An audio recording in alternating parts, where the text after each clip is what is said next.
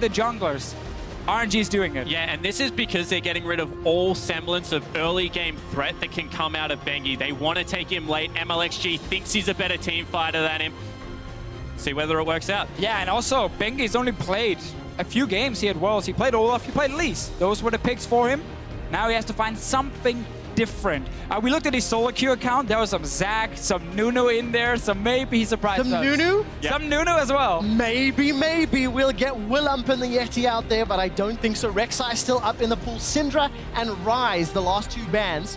What is considered first pick worthy here? Karma has been a default for SKT, and look at that, nearly insta-lock. Yeah, it's 100% pick a ban versus SKT. Whenever it's been open, they've picked it and moved it down to support.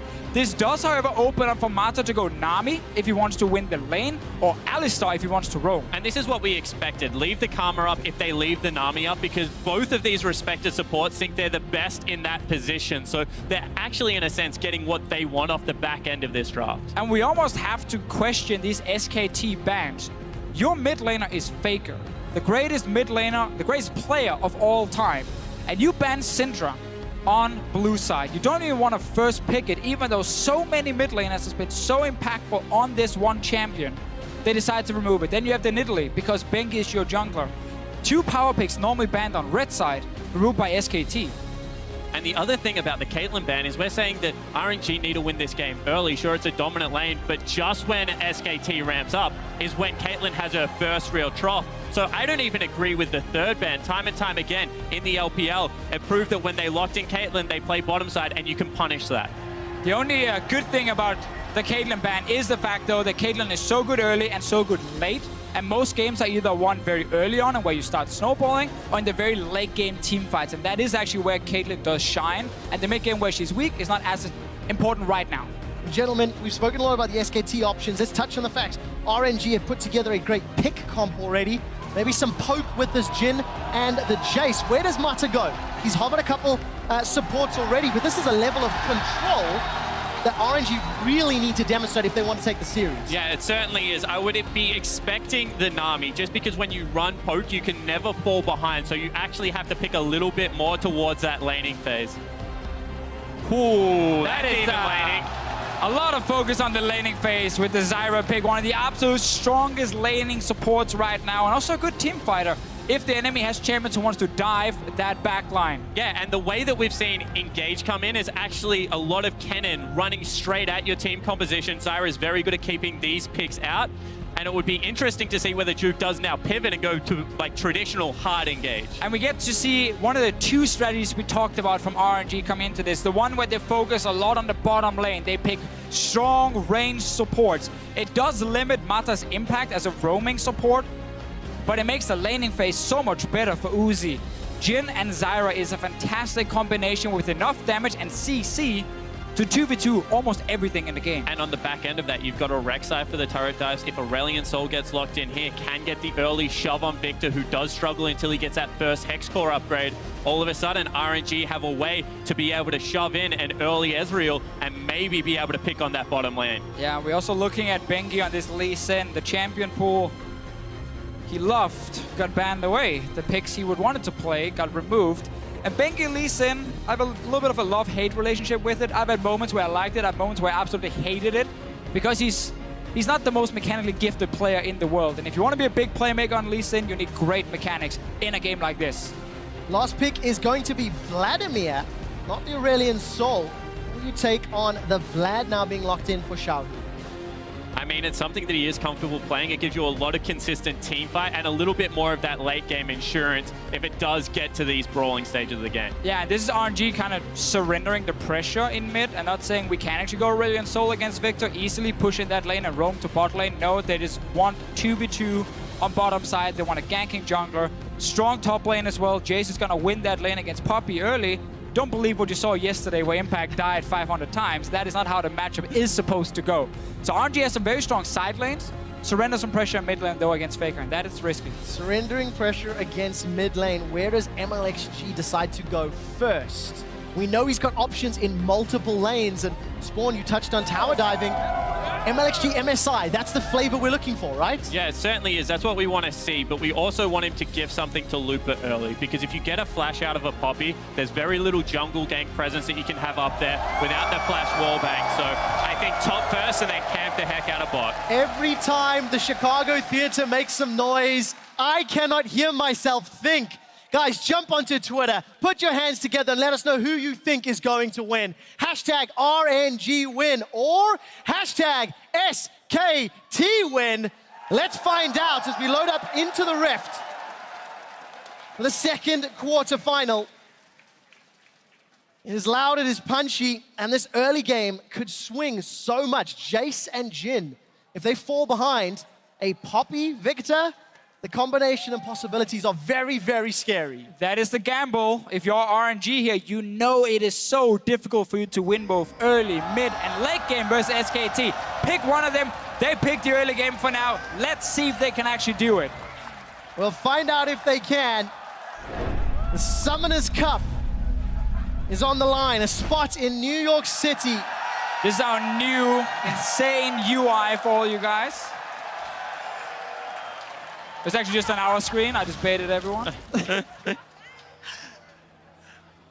And I like what you're talking about, you know, pick early game, pick mid game, or pick late game, because we've seen too many teams try and do it all this tournament. And when the mistakes come, there's not really that many ways back into the game. I really do think that, you know, even though Xiaohu has conceded a little bit of pressure, Vladimir still should be able to push up in this matchup and give MLXG that much needed access into the jungle. We're gonna have to see though in this game, when we have things like Poppy being picked on blue side. I mean, it's not a sexy pick by any means. Poppy sitting up there kind of doing nothing for the first 10-15 minutes, but it's a very, very good blue side pick. And that's some of the things teams have understood, you know, during this tournament. Play a champion that can barely get ganked, because how do you gank Poppy on blue side? Well, you have to kind of like path around her near the blue buff and Grom and then tunnel over, and then she can just charge you down and get to a tower. So Duke is gonna be fine top lane. He should be safe, but he shouldn't win this lane, and he should definitely not solo kill Looper. And that is actually something we don't see too often from RNG. Looper getting a matchup where he can win. And Looper's got a matchup that he has multiple options. They could look for kills, they could look for towers, they could look for pressure, and it'll be up to RNG and MLXG to decide what they want to do. We're following Bengi as he's clearing out the route and jumping down. Mata's already been poked up by those mantra cubes. Yeah, greedy out of the RNG bottom lane. Whenever you play against double range, if they can wait in the brush and chunk you out before you don't get access to that creep wave, it guarantees a push. And for a champion like Ezreal that has no AoE early game, it becomes incredibly important. And it's so hard to play against Ezreal lanes in the first few levels. He does so much damage just level 1 and level 3 again when he gets a second rank in that Mystic Shot. And then also added range support next to it. Tons of poke, and all you care about right now in the bottom lane is just try and remove potions. You're not going to kill anyone straight up. You just want to chunk them down, force 1 or 2 potions, and then you get the sustained advantage, and you keep playing aggressive after that. Catching a glimpse up top. Looper's playing aggressive, shoving in the wave. We can see Wolf already on the minimap, actually coming to push out MLXG. Gets a couple of autos down. Buff is still a threat. Smite goes to MLXG. Just some vision, some information, and obviously placing a ward as well. And also a good call from MLXG. He goes for a quick clear because he sees that his bottom lane's being shoved in, so he leaves the red buff, and he can pretty much guarantee, based on how the top lane has started, that it was a Duke pull on a Bengi top lane start. So now he gets to go back to the top lane. Red buff will have maximum uptime, and we'll see if he can impact that map the way we want it to. Yeah, and so far just very standard farming. Both teams, nothing really fancy has been happening. We get to see the top lane advantage we mentioned. Really good for Looper. And what you really want to do with RNG's composition here early on is you want to just chip away on towers. Because you know you're going to have to push on top lane. Jace is not going to dive the Poppy on his own, but if he can keep getting a few hits on tower again and again, suddenly around 12, 13 minutes into the game, that first tower is going to die. And there's really nothing SKT can do against it other than try to gank. But then we have to see Bengi really show up on this Lee Sin, and he wants level 6 first. Bengi's third game here at Worlds. First time Lee Sin in the tournament. The experience is what we're looking for. Not the strongest mechanical player, something that nobody's really going to be surprised by. But he's playing a champion that can make or break this early game. Uzi and Mata get a lot of good damage onto Bang, and they push the wave in. No CS cost yet, despite the trades. And now they're backing away as the wave pushes towards. But you can see how oppressive this lane can be once they do have access to that creep wave, once they're able to continually shove in. Wolf and Fang are actually CSing incredibly well at this stage, but they need to make sure that they can keep it there. Whilst these junglers are actually just hard farming to that level 6 mark. It's the small victories now, if you look at lanes. Gone are the days of just solo killing people left and right and like 10 kills the first 10 minutes. Yeah, because that was 2 weeks ago when RNG Exactly. Splice, right? Gone are those days. Okay. MLXG, he's just saying hello in mid lane to make sure Xiaohu can actually push it out and go back to base, but you win lane now by just pushing over and over. Enable your support to roam first. Enable your top laner to get some damage on tower, or maybe move down to a mid lane and set a deep ward. Hold that Looper. thought. Duke's in trouble. 100 HP. Looper. Solo kills. Gone are the days, my arse. It just happened. It shouldn't happen, but it just did. Looper getting that kill in the 1v1. Yes, we knew it was a good matchup with the Jays, but the puppy should never die. And you know, I don't want to get the hope up, but at MSI, when this team was performing well, it was that man that was stepping up time and time again and winning lanes in a big way.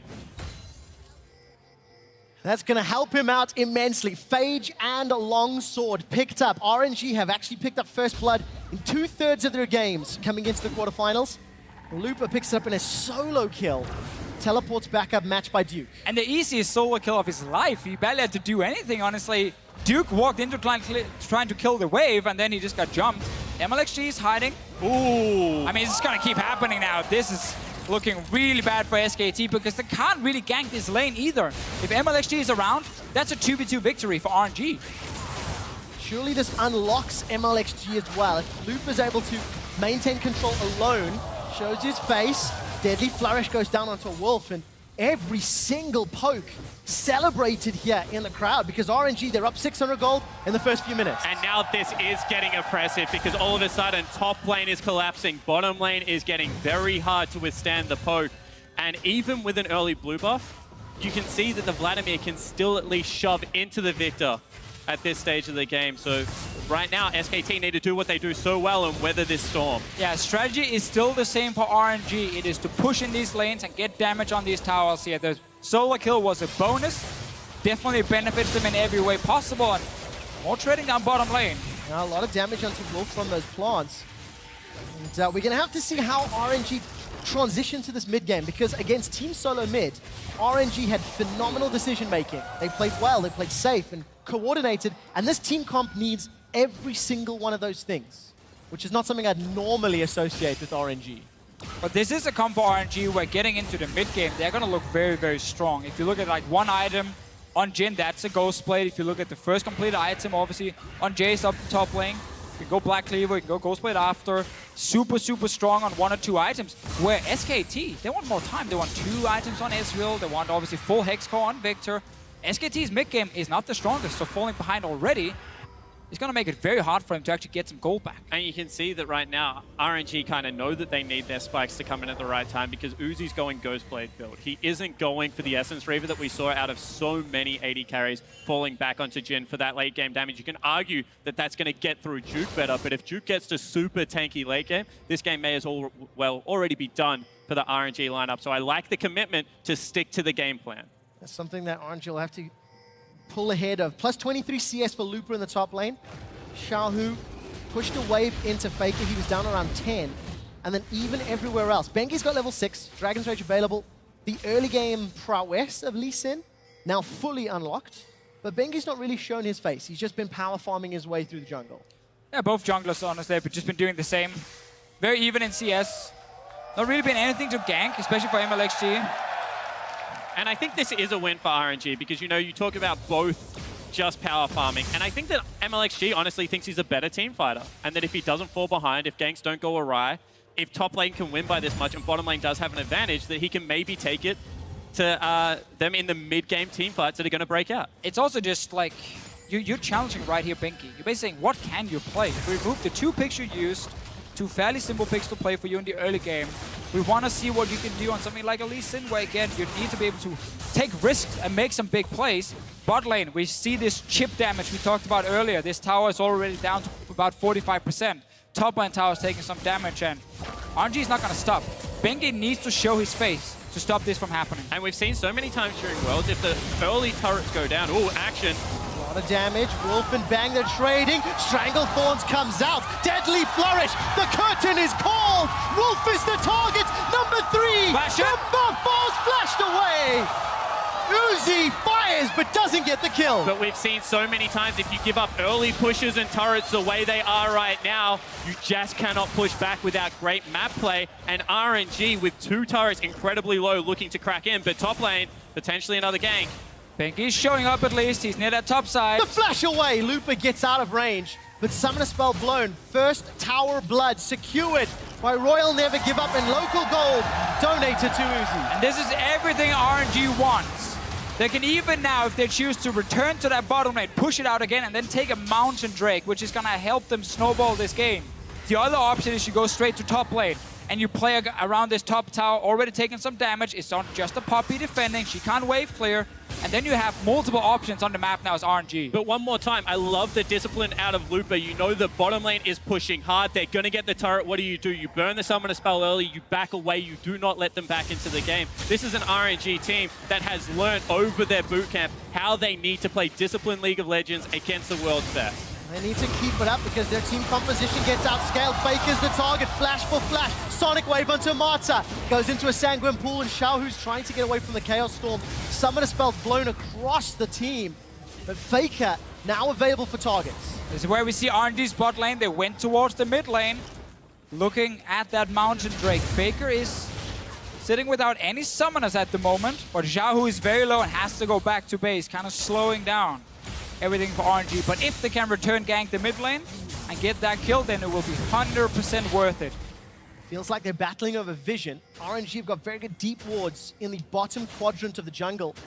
See 3 of them, a couple in the river as well. So Mountain Drake is possible. Thank you, observers.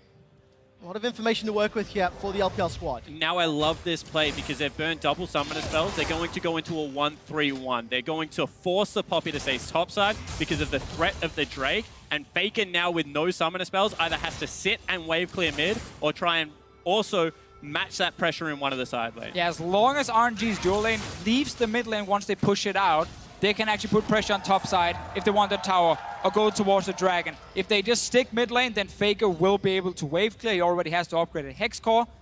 They're looking for a potential gank. If you do manage to get a snare down on Faker, he will die if jungler is there.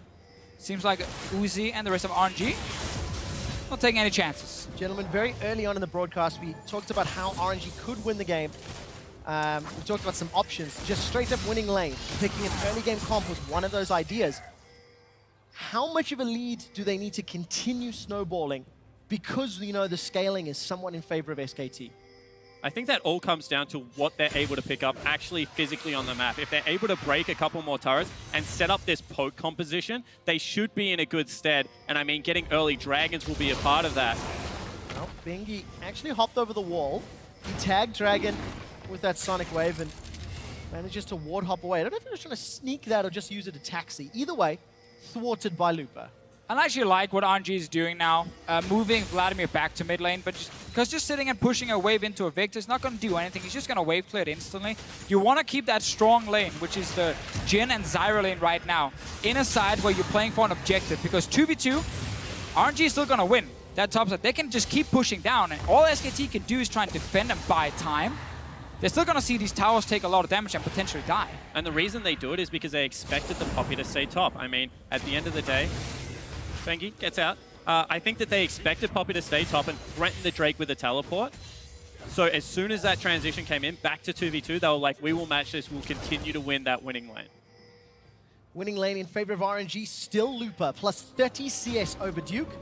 And in the mid lane, Faker's plus 20 over Xiaohu. Looper with that Black Cleaver, accelerated Shock Blast, just pushing Duke away. I mean, he's got a Balmy Cinder and a couple of pieces of cloth. That's all he's got to work with right now. I do understand why RNG really wants to get this top tower, but that dragon is standing right there looking at you.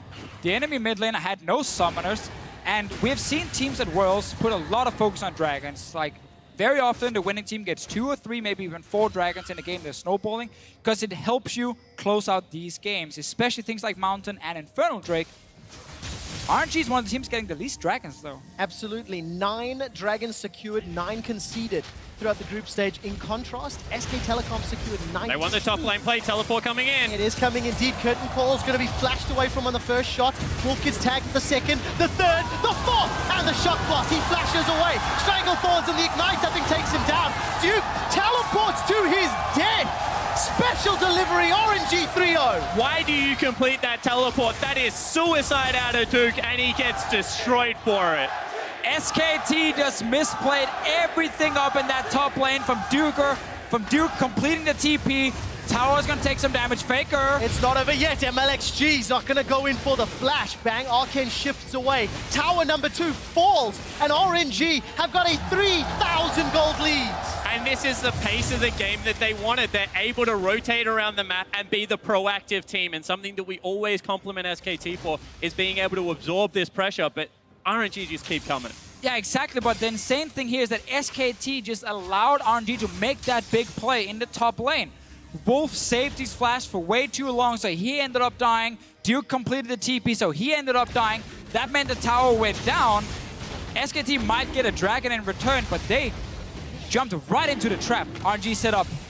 And I don't even know if they can get it because no flashes means that you can't escape. The collapse is coming out. Let's find out. MLXG's coming in. Wolf's going for the support. It's a smite fight. 50-50. Dragons down to 1,700. Deadly Flourish won't stun anybody. Sonic Wave tags. And RNG grab dragon number 1. And they bring everyone down one more time. You can see that they want to play around the 5v5 right now. They have the confidence, and they force them off that dragon. And we just talked about getting that early dragon, how important it is. This is fairly late for a first dragon, but it counts because you got a top tower and some more kills. And really with that play in top lane, RNG just managed to get everything. Before they maybe had to choose between getting top and getting dragon, now they just got both. Yeah, and I mean, the luck is on their side because even though they take it late, they get the 2 best dragons to open up the game. And this is such a huge gold lead. That is your reward for beating SKT in the early game right now. If you're RNG, smart pick and ban phase, focus on the side lanes, just let mid lane sit and farm. Xiaohu is behind, but doesn't matter because she got the towers down. Xiaohu's got himself the Proto Belt, Ghost Blade for Uzi, Black Cleaver for Looper, as well as that Serrated Dirk. And this is the largest gold deficit SK Telecom have had all throughout Worlds. This is what the RNG comp was meant to do.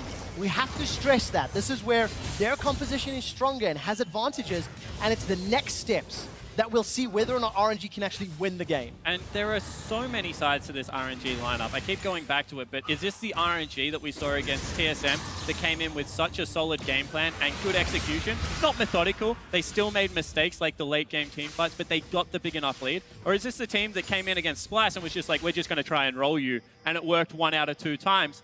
That's not going to work against SKT, so it's good to see that they are playing a very well thought out game, if not still with perfect execution. And they're playing a game where they're focused on objectives and not kills. They're not over-chasing for any kills. They're not trying to set up tower dives where they don't have to.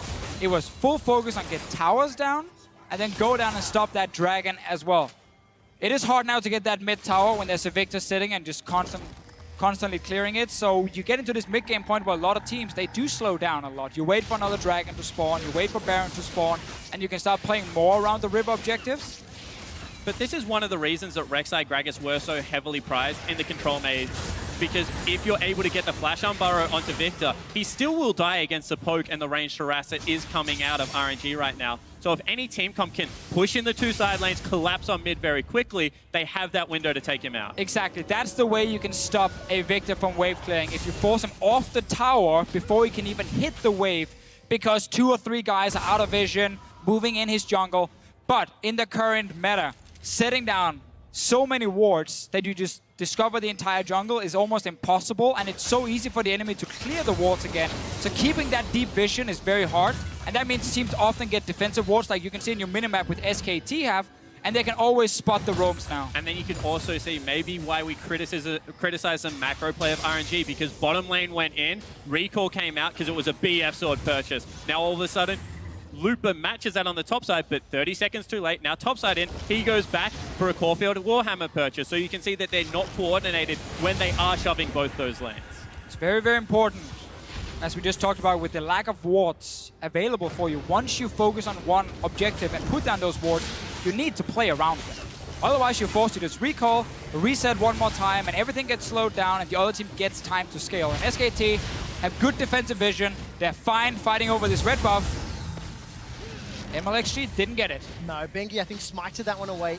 It means it's denied from Bang, but it is not a win for RNG. They maintain their 4,000 gold lead, 40 CS differences in the mid and top lane, but for opposite teams. And important to start taking a look, 20 minutes in, Bengi's Lee Sin. He's not as tanky as Rek'Sai. He's not found any Dragon's Rage kicks, and now the pressure is on to find a target.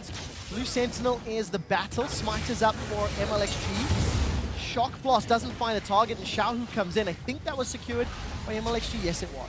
But RNG needs to commit to one of the side lanes and fully commit and get it all the way down to the tier 2 tower if they want to take over that jungle, if they want to get some more damage on objectives and actually put some threat towards Faker. Here's a threat towards Faker. Running. Support comes up. This is curtain call from the river. Faker's knocked up. The second and third shots miss. And Uzi doesn't even get needed. And this is what we're saying. If you probe into the jungle, get him so he can't stand a turret. He has to try and run down. You do open up the map. We'll see now whether they can defend.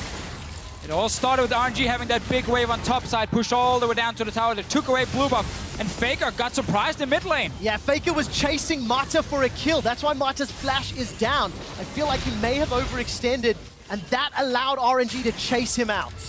If that was the case, that was a big mistake from Faker. His entire job was to sit mid lane at his tower and fire a laser across 6 minions and just buy time for his team. If he actually stepped forward and got caught from it, then he might have cost SKT quite a bit.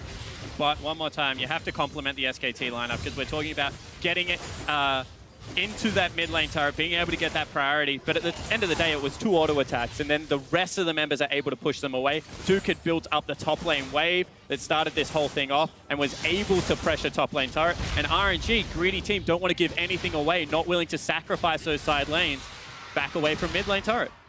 I do like that RNG they actually went towards that top lane though with the wave push in. We talked about it just before. You need to be in that jungle, a bit out of vision, and then come in and surprise the big wave clear in mid. Faker had flash as well, but actually died with it. I think MLXG flash and just knocked him up, and he got snared after and couldn't stay alive. RNG needs to do it again though. Luckily for RNG, there's more objectives now on the map. Infernal Drake is spawning, and that's actually what they were waiting for. They know it's hard to push the towers, get another big objective like a dragon. SKT continue to scale up. Bang's got his second item, Manamune and Iceborne Gauntlet. Xiaohu, kind of a mix and match, a little bit of armor, a little bit of MR. And Looper, of course, with a gigantic lead, 2 items completed. Not the greatest vision in that quadrant of the map for RNG, but they've got Looper pushing top. He has his teleport available, so he can jump in if needed. Yeah, and if you are Looper right now, you're only expecting Duke to be here, because you know the other 4 are fighting for vision near that dragon. Gonna be a 1-for-1 or 1-on-1 fight up here. No one's really taking a lot of damage. This is the puppy thing. You can lose lane, you're still gonna be useful. Especially if this game continues to scale up, Deficio. That's what SKT are looking for. How good is RNG's macro? That is what we're going to test. And Spawn, I had the pleasure of casting them against TSM with you in the group stage, and RNG showed against TSM. They had phenomenal macro. Yeah, they certainly did. They knew when they needed to take the fight. They actually had the vision appropriately set up for when they wanted to engage very quickly onto TSM. And you say someone might not die, but Lupa is absolutely destroying Duke right now. I mean, again, this is what Lupa is supposed to do, but the fact that Duke down 2 kills have been able to hold Lupa for such a long time, and he's still able to TP into a fight. But this is exactly what Lupa was looking for. He gets 4 members near the dragon, and instantly the tower just goes down, and Lupa is really pushing his advantage and showing why Jace top is a good pick. And I love the fact that once again, he takes the turret, sees 2 people disappearing into Fog of War on top side of the map. Is there a collapse coming? I'm just going to back away, use the teleport. Infernal Drake is still objective number 1. However, now SKT pushing in on this mid lane turret. There's no support from RNG. MLXG throws down, gets in with the farm alarm, and that will be enough to at least thwart SKT from underneath the tower. And he is so tanky at this stage of the game. This is why we said in mid-game teamfights, MLXG is going to challenge Bengi. He's 2 levels up because of that power farming. He went Cinderhulk over Warrior. Right now, the guy is a monster as far as frontlining goes.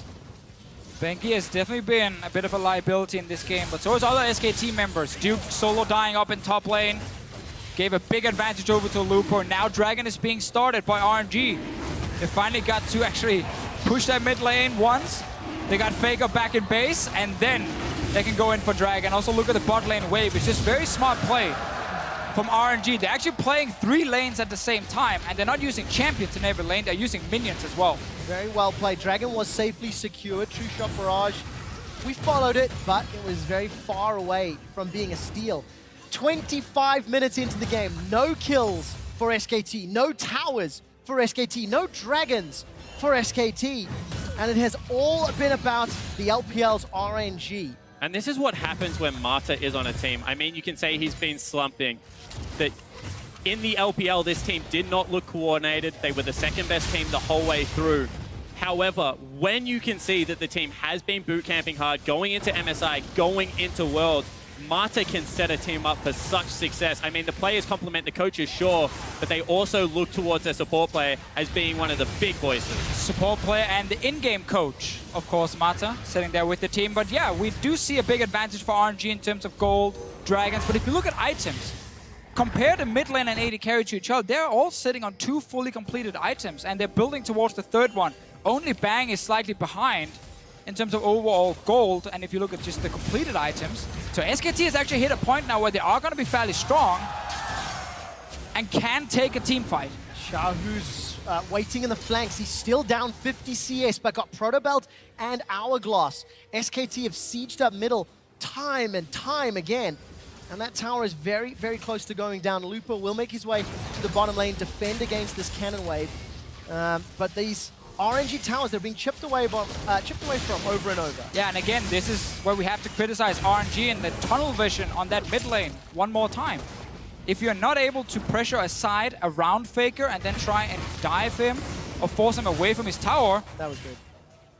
Then Faker can just wave clear. He's sitting on 282 CS most in the game on this Victor, and he's close to 3rd item. Well, Bengi's looking for a target, doesn't get the kick. Flash away from Mata, and Bengi forced to flash for his own life.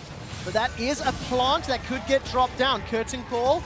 This isn't the most optimistic. 3rd one finds Faker. Flash away. They will see Sanguine pull down for Xiaohu. Not going to find a target. True shot barrage onto MLXG. Duke is teleported in. MLXG is the target. Trying to get away with his life. Duke throws down the hammer. And the verdict is get out of here. Now Lupa jumps in. It's Messi and Lupa's down. SKT are on the board with their first kill. And this is what we're talking about, an overcommitment. You can see they wanted that fight because they're getting desperate for the turret. But SKT, they are masters at just absorbing the pressure and spinning it back out. And RNG, they wanted the fight so bad that they ignored the fact there was 5 members from SKT around that mid lane, ready to collapse. They never got to split them up. They never forced SKT to sit and defend towers close to their own base. There was a lot of members from SKT and a tower to help them against RNG. And we just talked about how items were completed on the carries. Bang needs to be careful. He does indeed. No flash though for MLXG, so Bang's able to arcane shift away. Still had both of his summoners available, in RNG unable to play the side lanes, unable to handle the mid lane pressure, and they go in for an opportunistic fight. And right now, Faker has actually more gold earned. Gold is a mix of earned and gold for everyone out there. There's some shoutcasting tips. But he has more gold earned than Xiaohu. That is despite being down 3 towers and the enemy Vlad sitting on 2 kills and 1 assist. The power of farming has put Faker ahead of the enemy mid laner. And that's the damage. Xiaohu's got a flash available, forced to get over the wall, pushed away because of the power of this Victor in his farm. And I mean the repetitive skill shots that are just coming out and nailing him now. He can't trade back. Hasn't got the MR yet required to be able to do so, and Faker's still just ramping up. I mean, the thing that we love about Victor is not only does he bring control, but all of a sudden, if you're a Jhin and you don't have your flash available, there is legitimate one-shot potential in every single team fight. The main praise other pro players always give Faker is he plays like he's scripting. Because he's so good, the way he's moving around, the way he's landing these skill shots. He made 1 mistake in this game. It cost him, you know, one death and that's it. And now MLXG. It's going to be more. MLXG is at least going to be able to tunnel under. No flash, remember. He's being cut Barons off. gets tagged, but he's cut off. This will be a kill. Mata looks to root Bang, but there's no support. The shield comes out.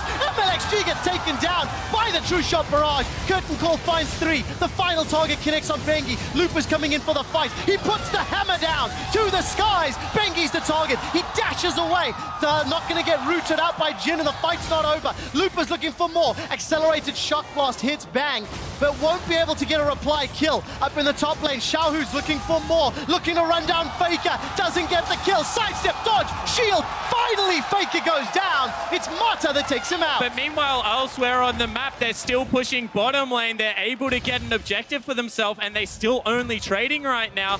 RNG are getting desperate, and it's losing them their gold lead. Sadly for RNG, yeah, but this was close. So many members from SKT, very, very low. MLSG died first, way earlier in this fight, before we had the big chase. And we get a few kills, but no objectives for RNG. That means the entire map resets again. And this is where we get worried. 13 minutes in, and oh, we've been worried for 10 lead, minutes. That giant lead that RNG had built up is now less and less significant. When RNG stopped playing around the side lanes and just kept walking into Faker, who just wave clear over and over, it looked pretty bad already there. 4K gold up at that time. We mentioned the carries getting fully completed items, actually being even with the carries on RNG. Really, it's only Looper with the big advantage at this point. And that means we're gonna go full late game now with barely any gold difference. And we need to see if RNG can actually out-teamfight SKT. The composition is not in their favor. Yeah, it certainly isn't. I mean, when you look at the raw output of damage, great Ezreal players can manage to put out. I mean, we're seeing it right now. Bang is an absolute god on this champion. That's why we actually rated him higher than Uzi, because in late game team fights... Talk about our list. Talk more about it, Spawn. Deft and Bang, they're the two guys that you want to have in the AD carry position. Uzi is a great laning AD carry. However, right now, Bang is putting on a clinic of Ezreal play. 3-item Ezreal landing Mystic Shot after Mystic Shot. While we were looking at Bang poking down RNG, Looper secured Dragon number 3, so that's double mountains for RNG. They can rush towers, they can rush Baron. And they might actually do it. They might do it right now. SKT have a lot of members on the bottom side. Duke does have teleport.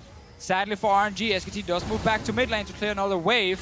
But double mountain gives RNG a great way to take down one of the big late game objectives and use that to potentially win the game. Especially with Zyra. I mean, we talk about it a lot. If you have ads, if you're able to tank for free for a lot of the time, as well as have that catch going into these Baron Pit objectives, it's very, very good to just start it up, tank it, take no damage, then turn on a dime. Sadly for RNG, a big weakness if you look at the play in group stage, in summer split, has actually been setting up for Baron properly. Talk about it after, because Wolf is trying to catch Xiaohu. Xiaohu's in trouble, gets rooted down, has the support of MLXG. Bengi looks to ward hop, and that gets the Ghost and Flash out of Xiaohu. Definitely good for SKT getting 2 summoners. But yeah, RNG has struggled when it came to actually setting up that Baron properly. Past few games we watched, LPL playoffs as well, it becomes a game of, oh, let's look for a pick and a team fight, and then we rush Baron. It's not, oh, let's try and sneak it, or let's set up pink wards around it, and then we bait the enemy into an area where they have no vision. It's very often we need a pick first, and then Baron. And, you know, we talk about it all the time. If they don't get the pick, they don't view Baron as a meaningful objective to take. They view it as a way to start a team fight. Too often, LPL teams, if they do have vision, just run in head first, you turn around, you have a big 5v5. Whoever wins the team fight gets to claim the Baron and therefore the game. But SKT just never going to buy into that. I mean, it's just not going to happen. MLXG was zoned away. Curtain call onto Bengi. Xiaohu, remember, no summoners. I don't know if that True Shot Barrage caught Uzi. It didn't. His HP didn't go down. I love that little aggressive turn from MLXG once he got close to his tower. Feigning as though he had support. It didn't stop Faker from putting pressure on the tower, though. Now, all of a sudden, MLXG has the legitimate support, but Faker's still on that turret up top, and he takes it down. That's the third of the game. We keep seeing some plays from RNG that is very low chance of actually working. It's a bit of a random ulti from Uzi to see, oh, maybe I can catch someone, a force of flash, and then we can go do something, take mid tower, take Baron. Such a low chance of it actually working, and especially against a late game monster like SKT, where players rarely get caught out this late in the game, and they often just look for those big team fights. They've been playing the map extremely well ever since they got the advantage. And this gold lead, it means nothing at the moment. Yeah, completely nothing. In fact, composition in SKT favor. But cast your mind back to MSI. I mean, this RNG team is a lineup that can team fight well. I mean, they're from the LPL. I don't want to go back to the meme territory, but as far as team fighting teams in the LPL go, EDG was always that early game, went through the laning phase, and then transitioned it to Baron straight away. If the game went later, RNG did have very good chances of being able to win it. They're not quite IMA-esque, where they need the game to go 6 items, but they are a very good late-game team fighting team. Yeah, sadly, much better than Snake. Team we followed. We can't play late game team fight. We followed? We did, Spawn, you and me together. We're big fans of Snake, of course. Now we're following RNG today, gentlemen. And okay. Today, RNG have to win a late game against SKT. 35 minutes on the clock. This is already longer than SKT's average game time. Duke is going to teleport in onto MLXG. Support here for Uzi. Duke holds onto the verdict. He's got the GA as well. That actually sucked for Duke because he was aiming for Uzi, who was sitting in the mid lane. He wanted to TP in, just charge down behind him and try and kill him, but then suddenly MLXG is using that same path to escape and finds Duke and nothing happens. So that's a TP down. This can be huge for RNG. If they can keep playing like they're doing now with mid lane push and then with Lupo in the bottom lane, they can force Duke down to defend. And then guys, remember, 2 Mountain Drakes. No TP on the enemy top laner, so RNG can actually rush to Baron if Duke is sitting bot lane and just start it and try and force SKT to a 4v5 team fight or force SKT to give up the Baron. There's so much damage to play with. Mata's actually got a Leandrix Torment on this support Zyra. He's become another DPS for RNG. Bengi and MLXG, they just love tapping one another in the river. Yeah, this is where you want to commit if you're RNG to at least push SKT out of the river. Duke is still sitting bot lane. Now he's leaving, so now it's actually slightly too late for RNG. And SKT, they managed to just defend. MLXG under pressure. There's so much threat everywhere. Bengi and Wolf, that's a root. Bengi's in trouble. Stranglethorn finds nobody. Wolf and Bang, they backed away. MLXG now under fire. Death Ray comes out. That's a kill. Bang on the killing spree. Xiaohu's running for his life. Tagged up by the True Shot Barrage. Uzi's already used the curtain call and they're trying to back away. Lupa gets a good shock blast, but it's simply not enough. If SKT start Baron, they need to peel and fight. But one more time, RNG just mismatched with their timing. They think they have TP advantage. Duke can't be there, but because Lupa recalled, they don't have positioning in the wave. And it is a 5v4 for the team that just burned a teleport for nothing. They waited and waited. They couldn't look or couldn't find the engage. Duke actually ran all the way from bot lane and made it to the team fight before Looper, who saved his TP luckily for RNG. Look at that, red buff and mystic shots. That's the first one I've seen miss in... No, first one I've seen miss. I think that's fair to say at this point. And this guy's good. I mean, Bang is one of this guy. Yeah, this guy is really, really good. Because you can just see how much control he has. He's never within Xiaohu's range for it to be able to be turned around on. And every now and again, you just have to look at how a player plays a specific champion. Oh, they're rushing it. They're doing it. This is what we wanted.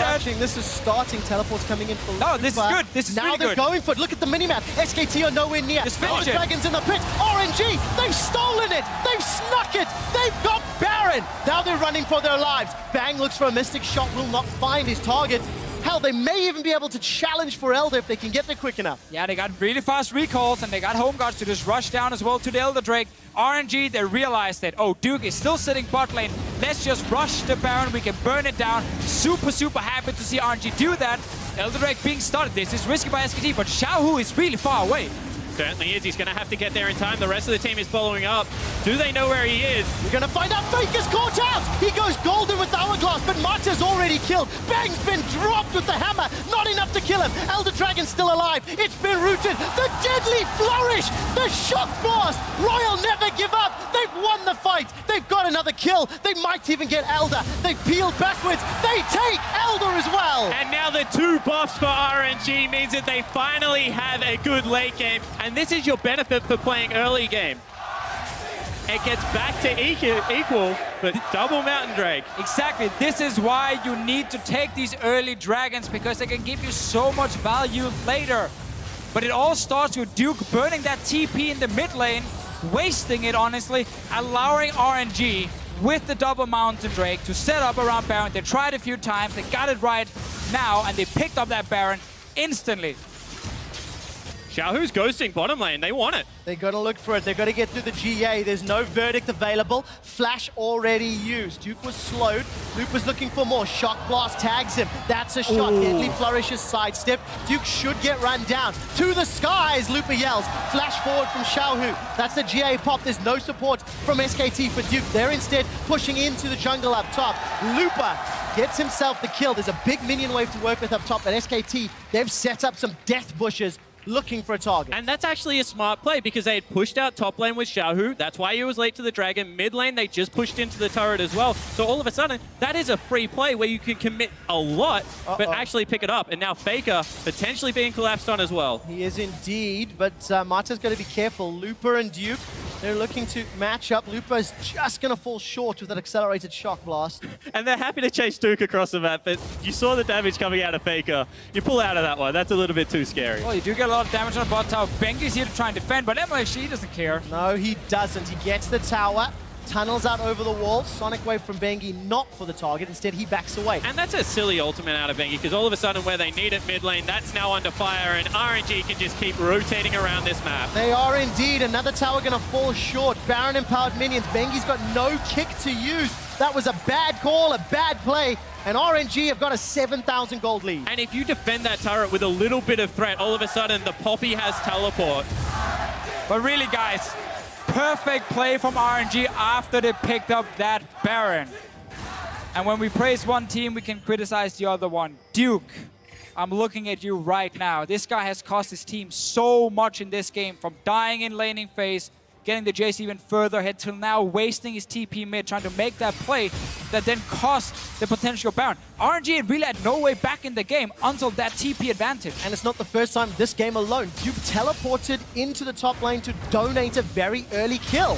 MLXG's got support coming in from the river. Teleport from Duke this time round might be good. Lupa has decided against it. Duke gets knocked up into the air. MLXG's got a GA. It'll buy some time. Bengi not going to find a target. Duke looking to run away. Chaos Storm has already been used and Faker's running for his life. Duke gets knocked up. He's got no GA. Uzi has secured the kill, and RNG, they're looking for more. SKT are routed. They're running for their lives. The Deadly Flourish is sidestep, but Faker's got no mana. He simply cannot fight. I think blue buff was secured by Bang at the end. Very good route. Strangle Thorns is not available. It's already been used. RNG running for their lives. Wolf is the target. Can they kill him? Very good gravity field. Shock blast. Prey Seeker is sidestepped.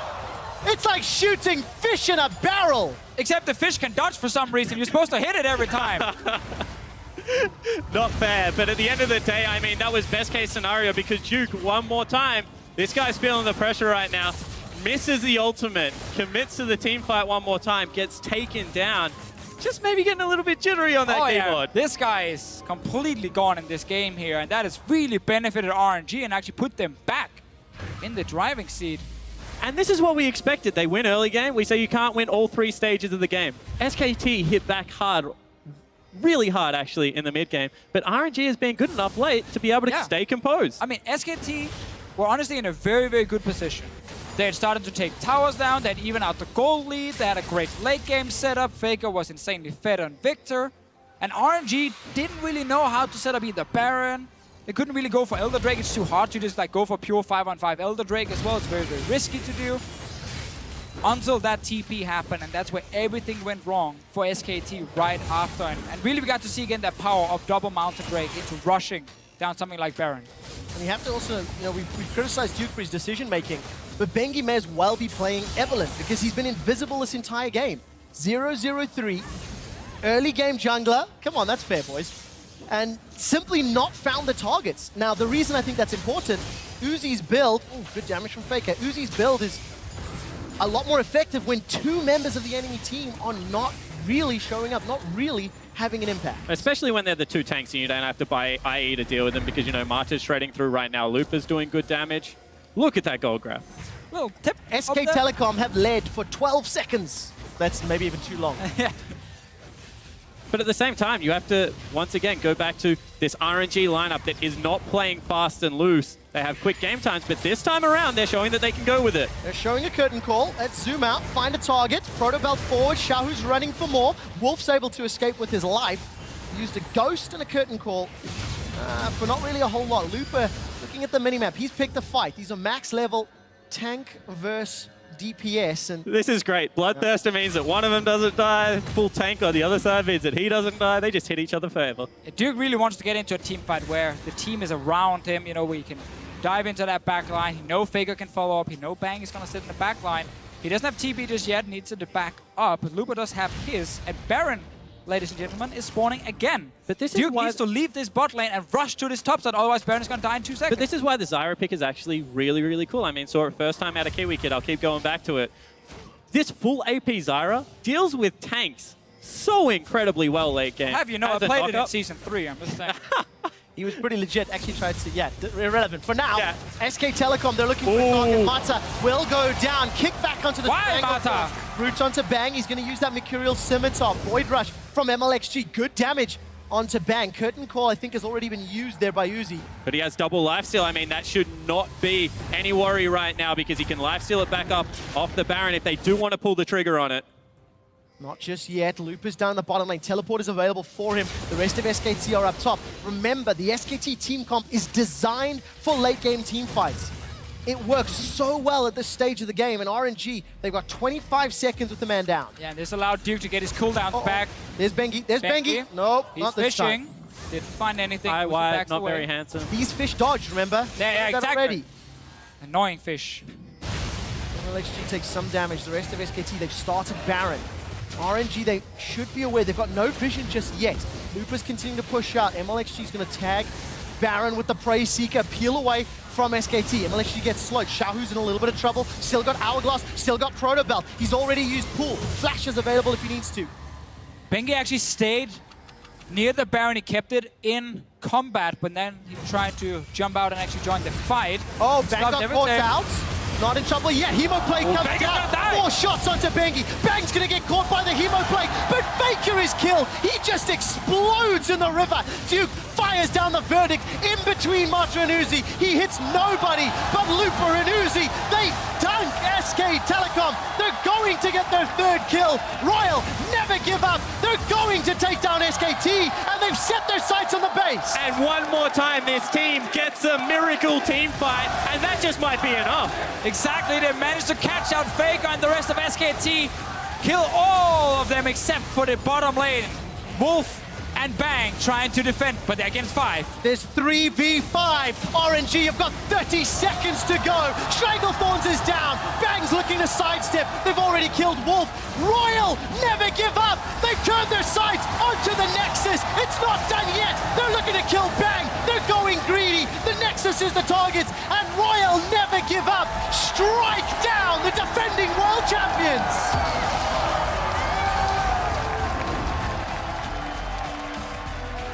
And it was a convincing victory in the end. RNG win the early game. SKT came hard in the mid game, but then when we thought the team comp would favor one team, RNG were good enough to win. And that's a great thing here. Every single team, they make mistakes during a game. SKT had some issues early.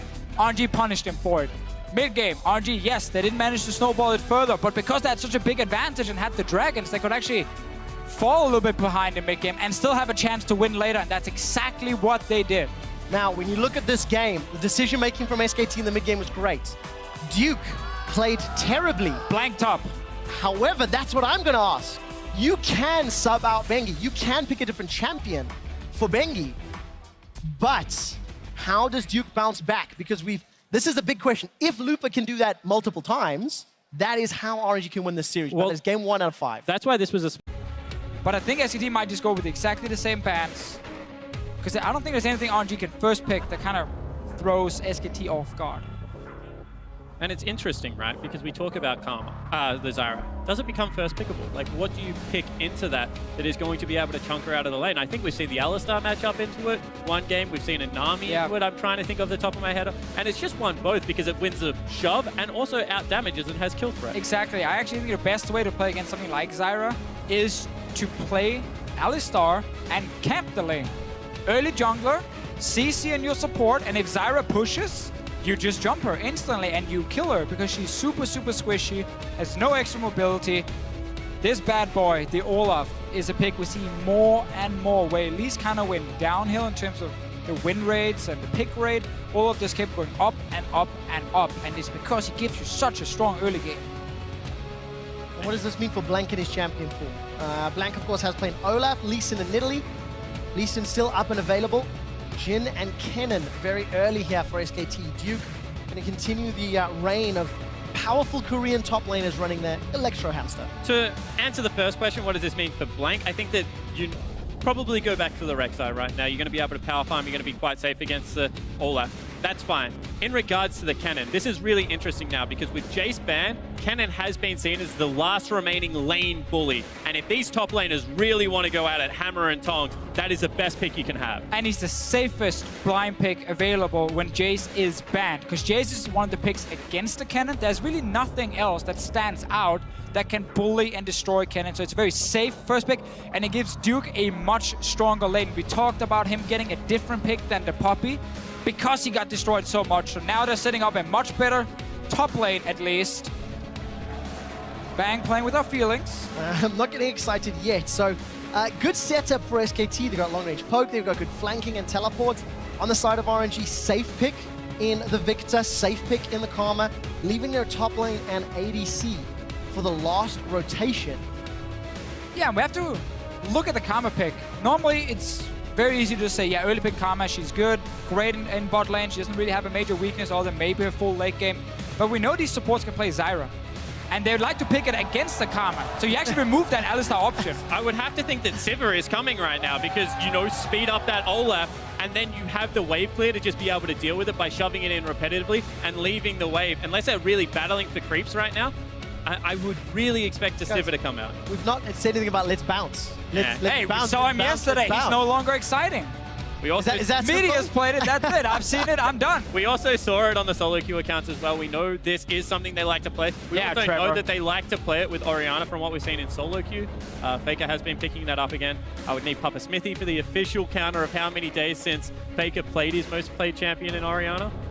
Have you got it off the top of your head? 467 days, if I remember 100% correct. I'll trust you, Deficio. 467 days. Would you be willing to predict an Orianna last pick? Not necessarily against the Victor. It is something you can do with Zac, obviously. Have to remember full late game, Zac can actually jump out of the ball range and kind of ruin your little combo. But it is a good wombo combo. Definitely is an option. But against something like Victor, Varus is an old one.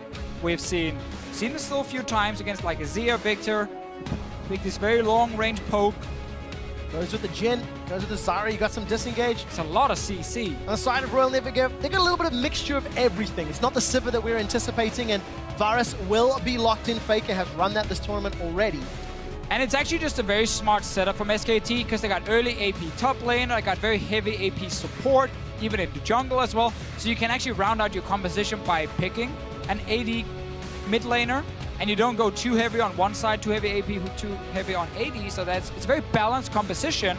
There's a tank as well in the Zac, who's just a pure tank, and a zoning element of the Kennen and the Zyra ulti. So very balanced composition from SKT despite some surprises. I definitely agree, and I also think that when you have a look at the utility and tools they bring in terms of like anti-dive and what Olaf is going to want to do and Poppy is going to want to do to this team, they have the Kennen ulti that can just sit on top of the carries, they have Zyra ulti to lay down as well. There's only so much that Olaf can keep off himself before, you know, something else destroys it. Yeah, RNG very much like a shotgun composition. Like they want to just instantly, when they get the engage, just take someone down very quickly, have a lot of damage up front. If you survive that main engage where Olaf then uses his ulti and Poppy already used the TP flank, then it becomes almost impossible for Olaf to do anything in the fights. We'll find out if he can. Ladies and gentlemen, tweet us your favorite moments from Worlds 2016. Jump on Twitter, hit us up at LOL Esports. Use the hashtag WorldsBigPlays. The race for the Summoners Cup, it does continue, and one of mine is solo kills don't happen anymore. Hashtag as often I things said. Deficio says. RNG surprised. Actually, no, that's not fair. RNG picked up the win that people were expecting or anticipating. If they get a second win, that's when it becomes a surprise. Can Spawn contain himself? If it happens, we will find out. I will be well and truly contained. This is a team that has burnt me so many times. Let's find out if they're going to do it again. Chicago, put your hands together for Game 2 of Royal Never Give Up, taking on SK Telecom T1. A lot of cheers in the crowd for RNG. Everybody wants to see the favorites, the dynasty of SKT go down. At least a lot of people do. Not everybody. And as it stands, RNG, they've grouped up, spotted out Bang. Ooh, getting that gold advantage. Push him out of the jungle ever so slightly. And guys, quick update, Bang versus Uzi over on Riot Games 2. Go check that out with Sifa, Marks, and Gates.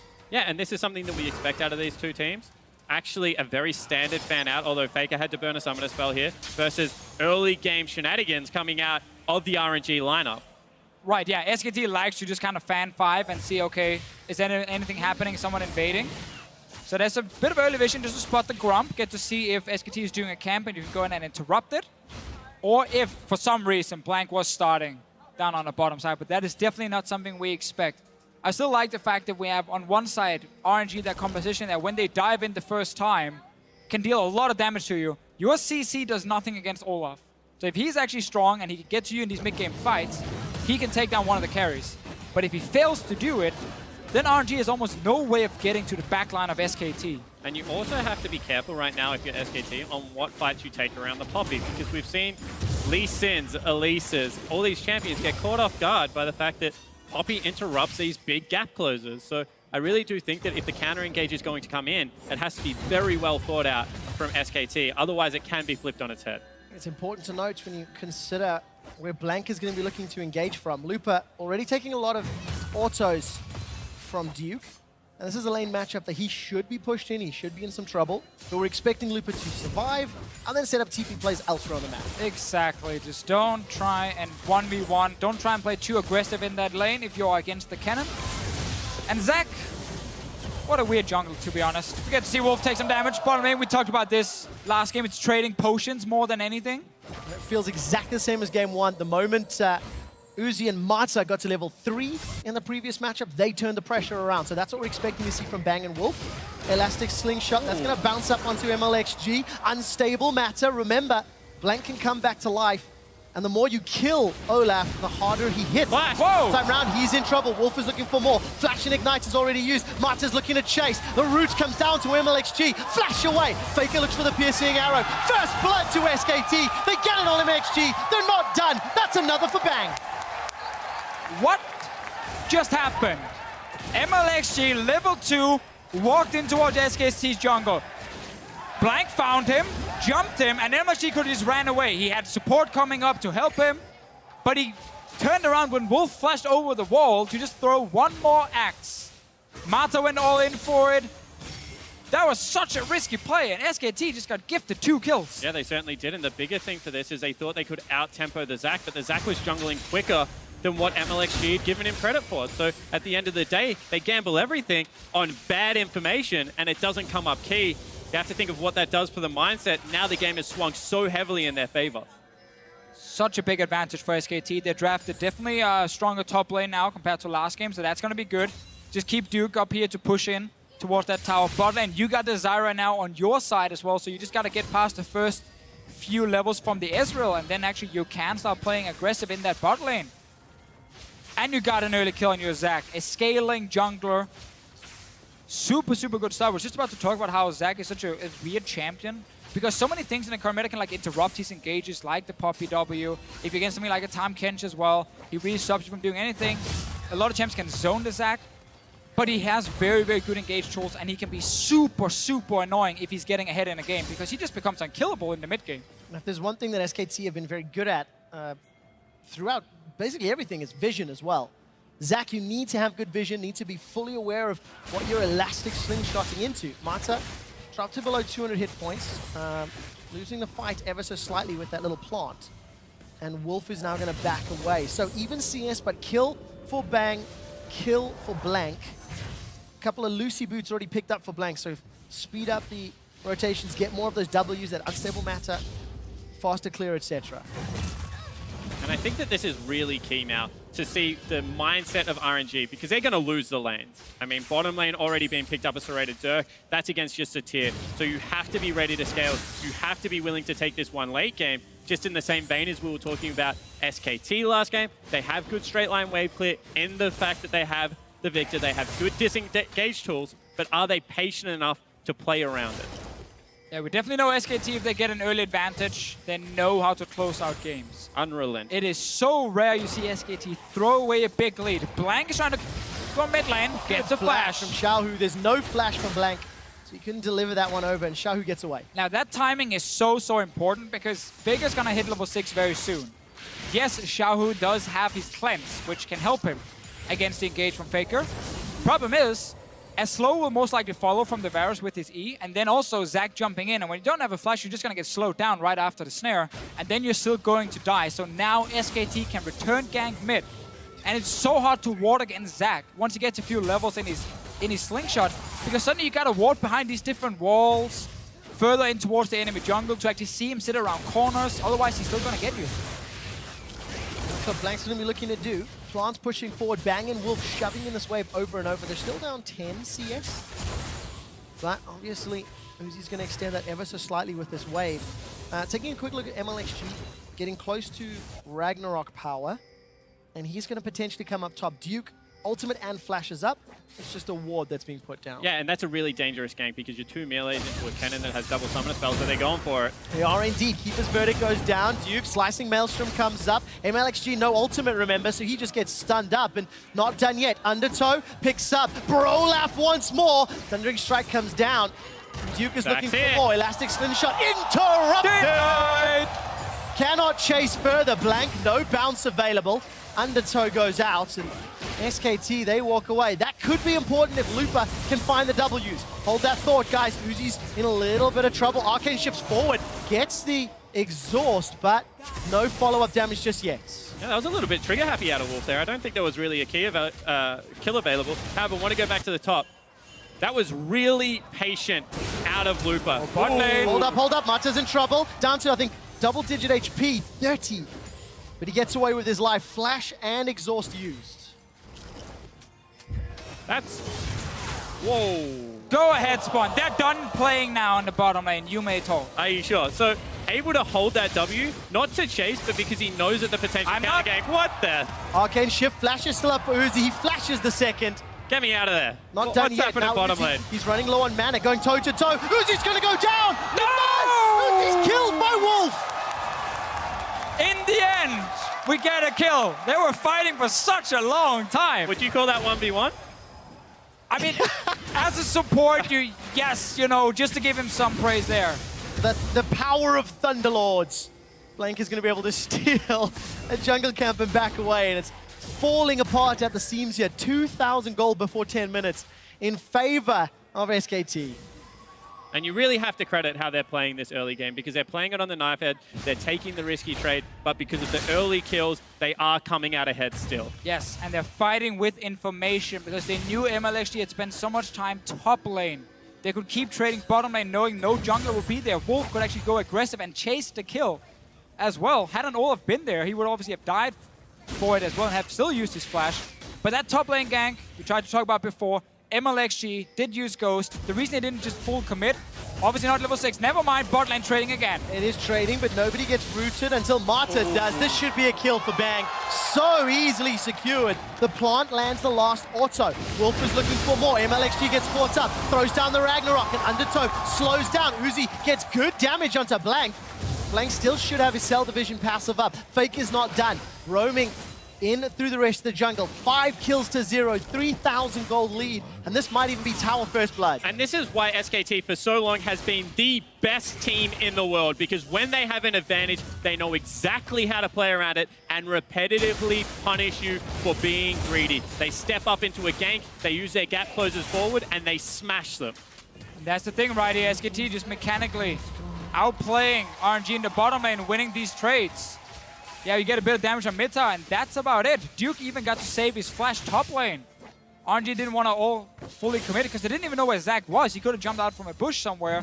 Blank has been having a good game so far. Got that early kill and assist.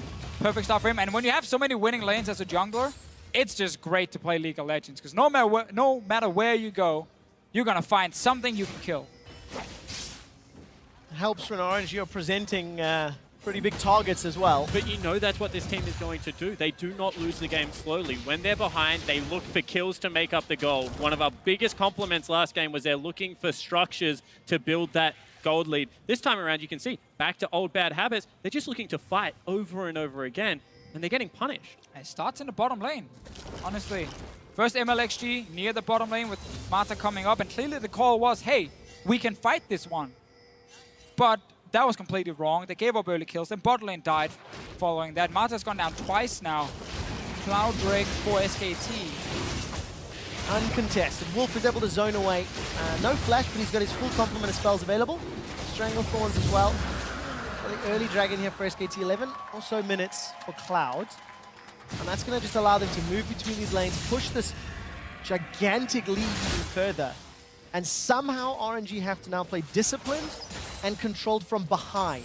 We need to see out of them exactly what we saw out of SKT last game. The ability to... Ooh. A lot of damage under Faker. Chaos Storm ticks away. Here comes MLXG. Doesn't throw down the Ragnarok though. And Blank, not enough damage to take him out. RNG not confident enough to go for the dive. Yeah, bottom lane's missing. I mean, you can't really go for this just yet, but that is a good chunk.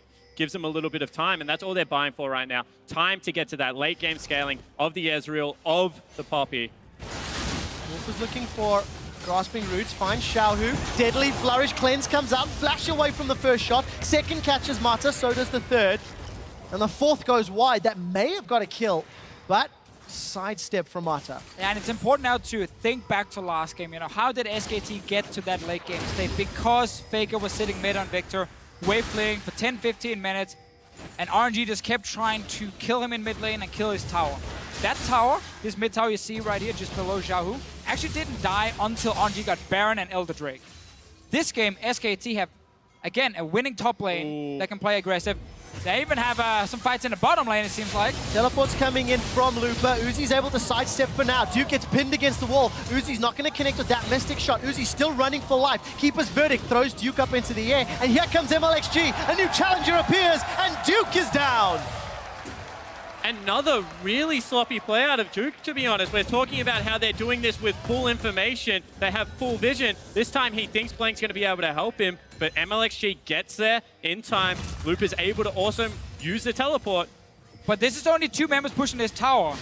Blank is here to try and defend. He is spotted on the ward. Problem is, it's kind of risky for him jumping in. He doesn't even know where the enemy dual lane is at this point. Now he sees Mata on a ward here near the jungle, and now he can jump in. So that's what you get to see here. We obviously have full information. Blank also knew now the wave was dying, so you can actually step in, and they can't really dive him without the minions. But what it does is it just puts that little bit of a halt on the game. We're winning, we're snowballing. There's no need to give that gold back. They were quicker in the rotation. Bang should have been able to beat them top lane, and there was no need to pull the trigger on the play. Definitely agree. SKT technically doesn't need more fights. They need to just push the two side lanes where they have the strong 2v2, the Jhin and Zyra with kills on them, Ghostblade completed against the tier Israel, and then the Cannon beating the Poppy. And then you, as we talked about in the last game, you push these two side lanes, you play around side lanes all the way to tier 2 towers, and then you can start roaming towards mid lane and try and threaten that Victor under his tower. And if Kube taught us anything yesterday, it's that you don't want to accelerate the Poppy because she becomes obnoxious really early in the game to deal with. And all they've done is just giving this one pure tank, this one brick wall that's coming at your carries, more gold when it was in a punishing lane matchup.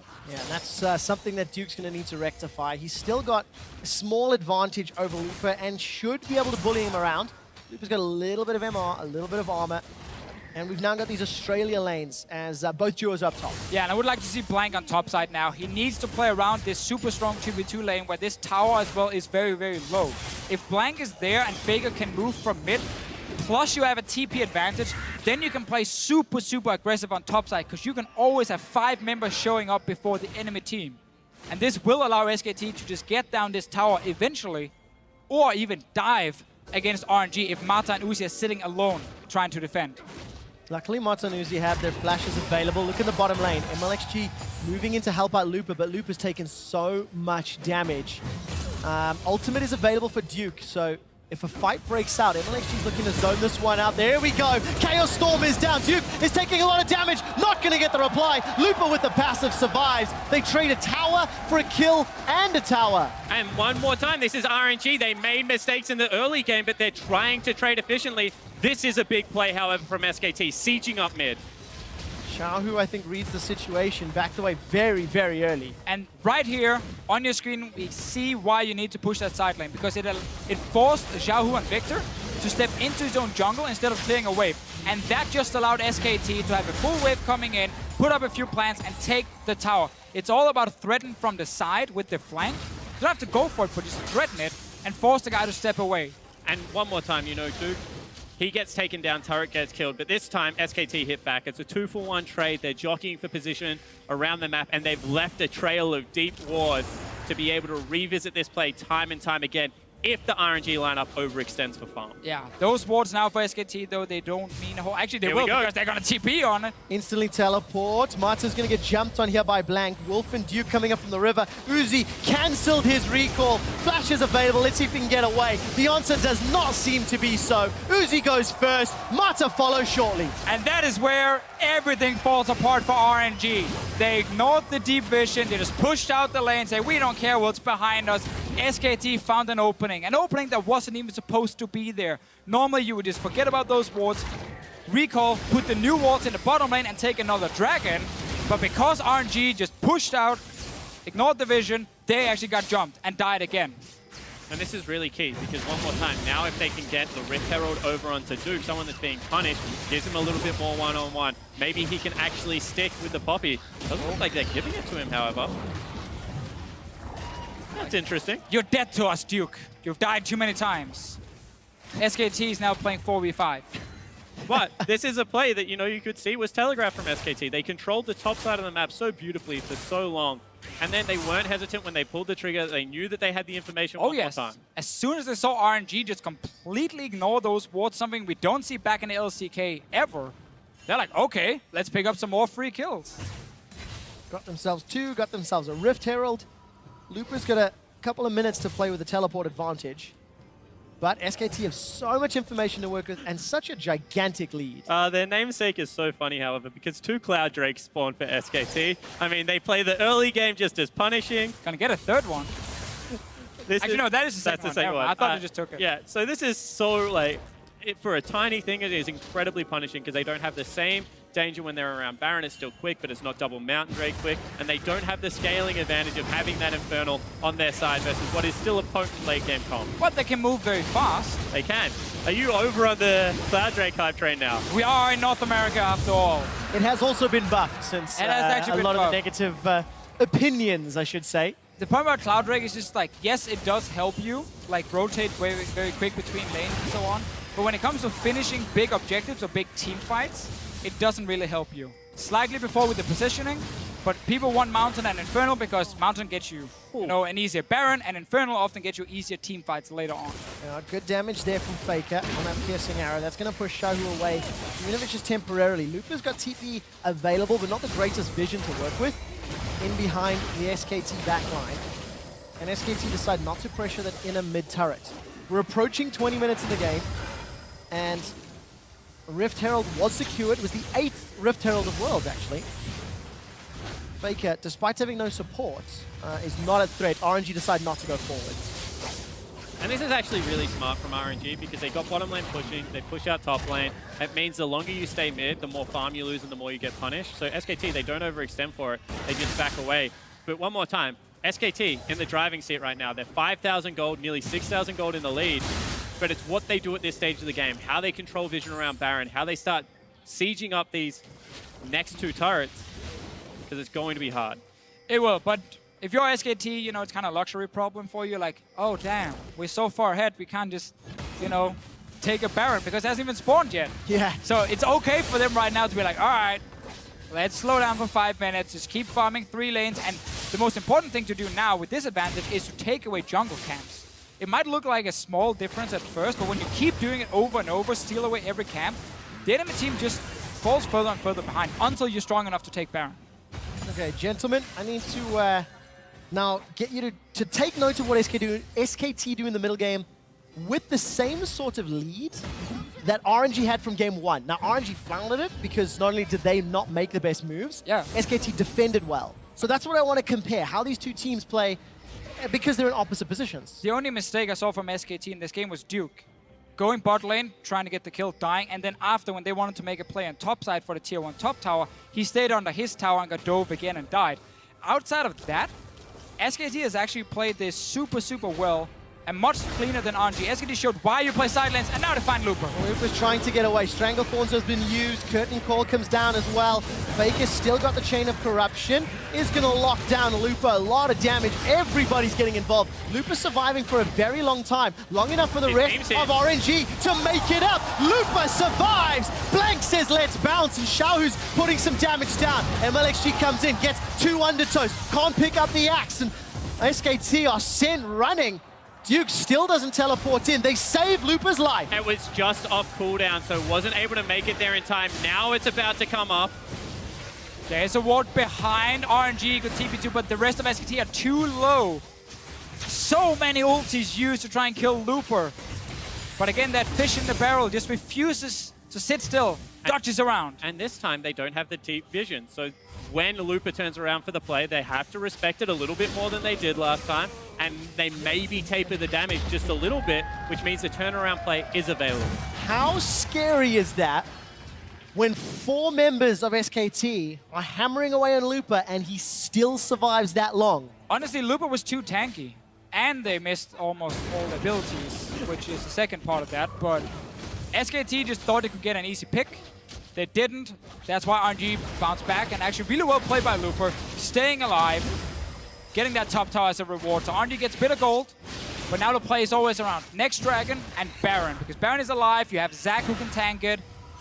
Once he picks up an armor item, barely gonna take damage on it, and then you can keep baiting it and just have so much CC. Like, how are you gonna walk into the river against Kennen ulti, Zyra ulti, Varus ulti? Yeah, and it's always fun when the CC isn't on the jungler, so the jungler can stay and actually continue to lead, continue to proc off, and be the last one in, because all of a sudden you've got Moop that can go in, you've got the ulti that's going to come out of Faker.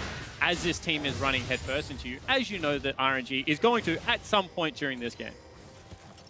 As they do many games. Yeah, it's coming. It even came last game. It did indeed. But this time around, RNG have to still fight back. 6,000 gold. MLXG sidesteps at least one. Ragnarok comes up, takes a lot of damage. Blank will get rooted and pulled backwards by the gravity field. But just trading abilities back and forth. MLXG, no ultimate as SKT continue to fight around. Duke took a lot of damage there. This is a scary lane now, because Looper somehow has once again got back within touching distance and has a Sheen so he can legitimately threaten Duke's positioning on the map. And also, RNG actually with some pretty good defense around here. MLXG just get caught, no ulti. All right, Curtain Call, Chain of Corruption as well. Gravity Field will buy some time. Not enough. MLXG is down. Faker's on a killing spree. The 4th shot of Curtain Call goes wide, and there was a ward behind the Baron pit. It's timed out, so Looper can't even get in that way. And that's where you just see again the patience, the discipline from SKT. They set up pink wards. They know they can just bait around Baron, and RNG will have to walk in at some point.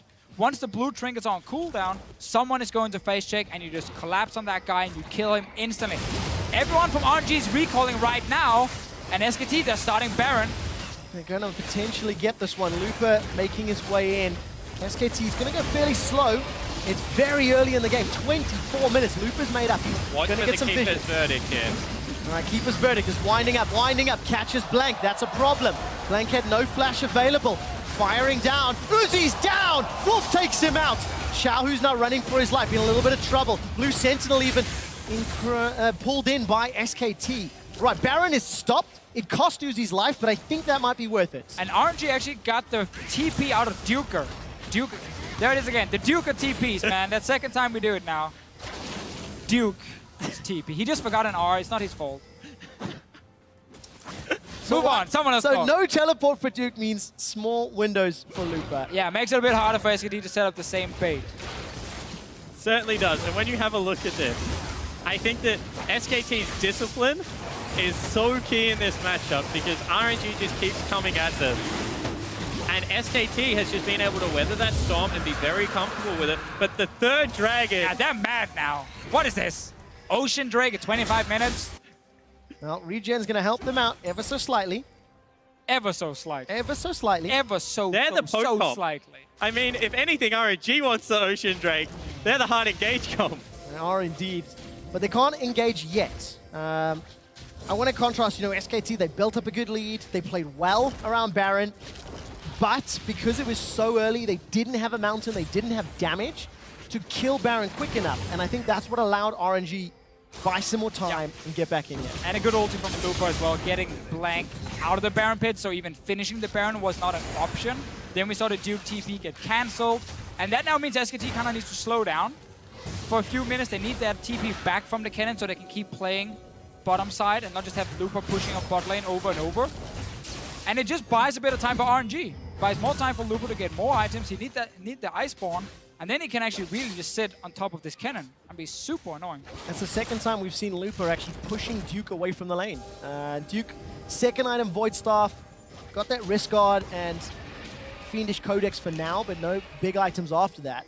Looking down the list, everybody hitting that 2, almost 3 item spikes as we get closer and closer to 30 minutes. And this is good if you want RNG to win, because they're getting their Ezreal powered up, they're getting their Victor powered up, and I think very importantly, Lupa is just getting to be one beefy frontline Poppy. And they're about to have all of their control items. I mean, Rylai's has been picked up, Iceborne Gauntlet for the Ezreal, and now you're going to see it most likely come out for Lupa as well unless something really crazy happens.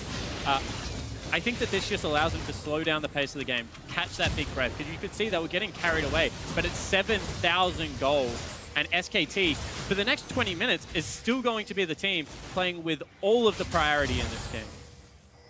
Now we do have to look at something like Varus in late game fights. His damage, once you go full late game and he has to try and kill some of these big tanks like Poppy, is not the greatest. He's not like the big auto-attacking threat in a team fight. He's great poke, obviously, against squishies, all stages of the game. But it can be really hard for Faker late game to actually take down a big front line. Olaf, Poppy, Karma Shields coming in. Minimal, obviously, as a support late game. But it all matters. And that's where SKT, while they still have a good composition and fine scaling, will actually be in a situation where they can lose team fights. True Shot Barrage used to scout out. Luckily for SKT, they've got the team fight wombo combo of Cannon. And we've seen Cannons this tournament do, as the Oceanic crew would say, disgusting things. Certainly have. However, we've also seen Poppies swing team fights in times where they shouldn't be able to. That ultimate is so polarizing. It can either absolutely destroy a team, or it can deliver tanks onto your back line and weird things that we've seen in the past. With the way Lupa's been playing, it's most likely going to destroy SKT, honestly, if he nails a good one. If we look at the two top laners, Lupa has been winning 2 games in a row now and just been outperforming Duke in every way possible, honestly. And that is great for RNG. It's been fantastic for them to have that strong lane. Jhin is moving down. Lupa realizes there's a ward, and he does run away. So now we saw SKT not do anything for a few minutes because they had to wait for that TP. And they can start setting up Baron again. They need to sell some of these Dorn's items, though, and get more pink wards. See how quickly they decide to do that. Next dragon will be Ocean. Baron remains a focus. And RNG, they've contested Vision a little bit after that failed fight earlier in the game. RNG actually pushed a lot of the SKT Vision away. Even had Scuttle Crab controls. A little bit of a fight over the Crab right now. Gonna get smited too early, secured by SKT. And that one swims away. And you have a look at the key items that have just been picked up. Double Last Whispers now have been brought in because they realize that Lupa is a legitimate threat. They're going to have to deal with this front line. They're able to pick that up. Void Staff had been picked up for a very long time. So SKT still have the tools to be able to fight, and they're one more time looking for it. Ghostblade thrown down by Faker. In the background, there is a potential TP ward. Pink in the jungle. SKT, they're grouped up. Duke continues to meet Lupa. He's making his way down to that bottom lane. Top laners gonna go battle toe-to-toe. Xiaohu caught up by the curtain call. 2 shots. Chain of Corruption flashed away from Mata. Body blocks the 4th, but SKT get the tower. Yeah, really good move from SKT, and a big thing here to highlight is the fact that Lupa had no place to really TP. He tried to leave the bottom lane, but Duke just followed him. And there was no wards behind SKT at all he could choose to TP to, so that means RNG could only 4v5 basically, and they had to just give up the tower. And it's about getting access to that mid lane whilst being safe from the flanks. And you can see that they were pushed a long way around. MLXG, for what feels like the 15th time this game, is going to face check. Uzi now making his way forward. Baron under some siege. Piercing arrow let loose, but Faker doesn't find a target. And now SKT can do this, Baron, a lot safer than before. They have some armor on blank. They have more DPS on their carries. Both top lane still with teleport, but again, Looper has no good location. There's minutes on top side, and that's about it for him. Chain of Corruption's not available for Faker. The rest of SKT, they peel off Baron. Looper had left the bottom lane, but I think he was standing on top of a ward. That's why Duke went to challenge him. And now there's a second game of cat and mouse, because who is more valuable in the team fight? Looper, who's going to dive the backline, or this Poppy that should be able to blow up all the squishy members on RNG? Now I'm going to answer the question with player name, not champion name. Looper, because he seems to have Duke's number. Second game in a row that he's outclassing his opponents. But you have to remember, if Blank stays on the Baron, then they don't really have that good of a counter initiation without the cannon available. So you can see that they're hesitant to 100% commit to the objective if either of these top laners can really make it to that fight. And what happens right now is one of the problems in this meta. It is so hard for teams to kind of push through the mid game and get that Baron and then use it to close the game, because again, whenever you see 2 or 3 wards getting cleared by RNG, SKT has to go back and get new wards. Then they need to get new pink wards, place them one more time. And it's this constant struggle, because one sweeping lens can like clear almost the entire river. So once you leave the Baron for just a few seconds, a few wards will die, you go back to base, you come back out, game is super slowed down, and you're kind of looking for picks. Looking for picks when the enemy is trying to clear your wards. Then you hard engage with Zac, you hard engage with Varus. But SKT have not done that. They've started the Baron twice now, gotten low at the Baron, and then disengaged.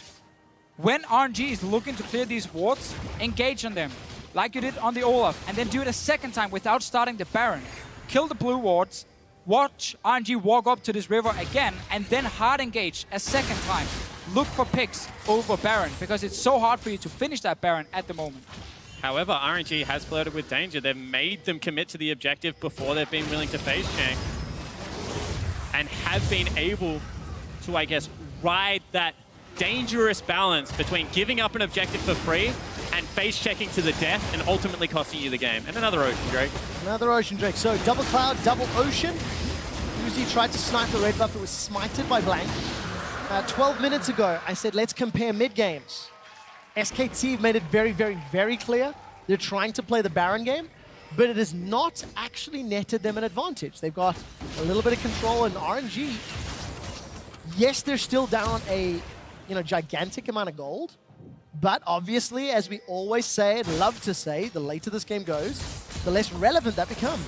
Of course, and same thing for some of these Ocean Drakes SKT have been getting. That's one thing we just have to highlight. Like, everything went in favor of RNG last game.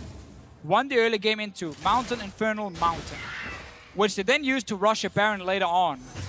SKT doesn't have the same situation here. They don't have the same damage against some of these big objectives. And again, that's why starting the Baron is the risk instead of just looking for the fight around the Baron pit.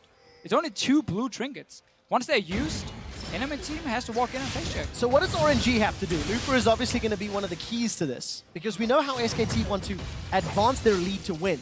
How does Royal never give up bounce back?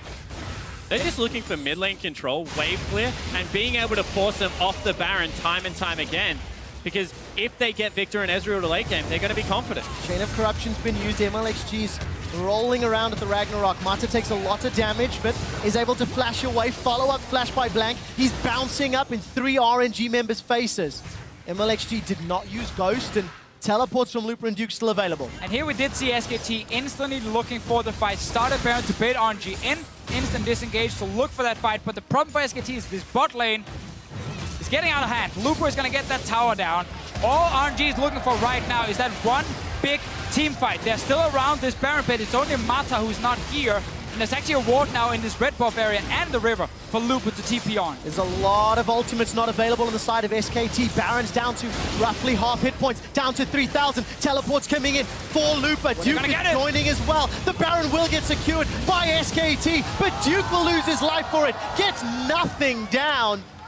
And this will at least slow down what SKT can do with that buff. And this game is on a knife's edge right now. SKT finally commit, but Duke a little bit too deep with that teleport, gets blown up. So there is a window now where they can push out the side lanes and make this Baron less effective. SKT really need to be able to pull the trigger when he's back available. And just when we praised RNG for defending well, SKT started the Baron for the 4th time, and this time RNG didn't actually walk in to try and check what was happening.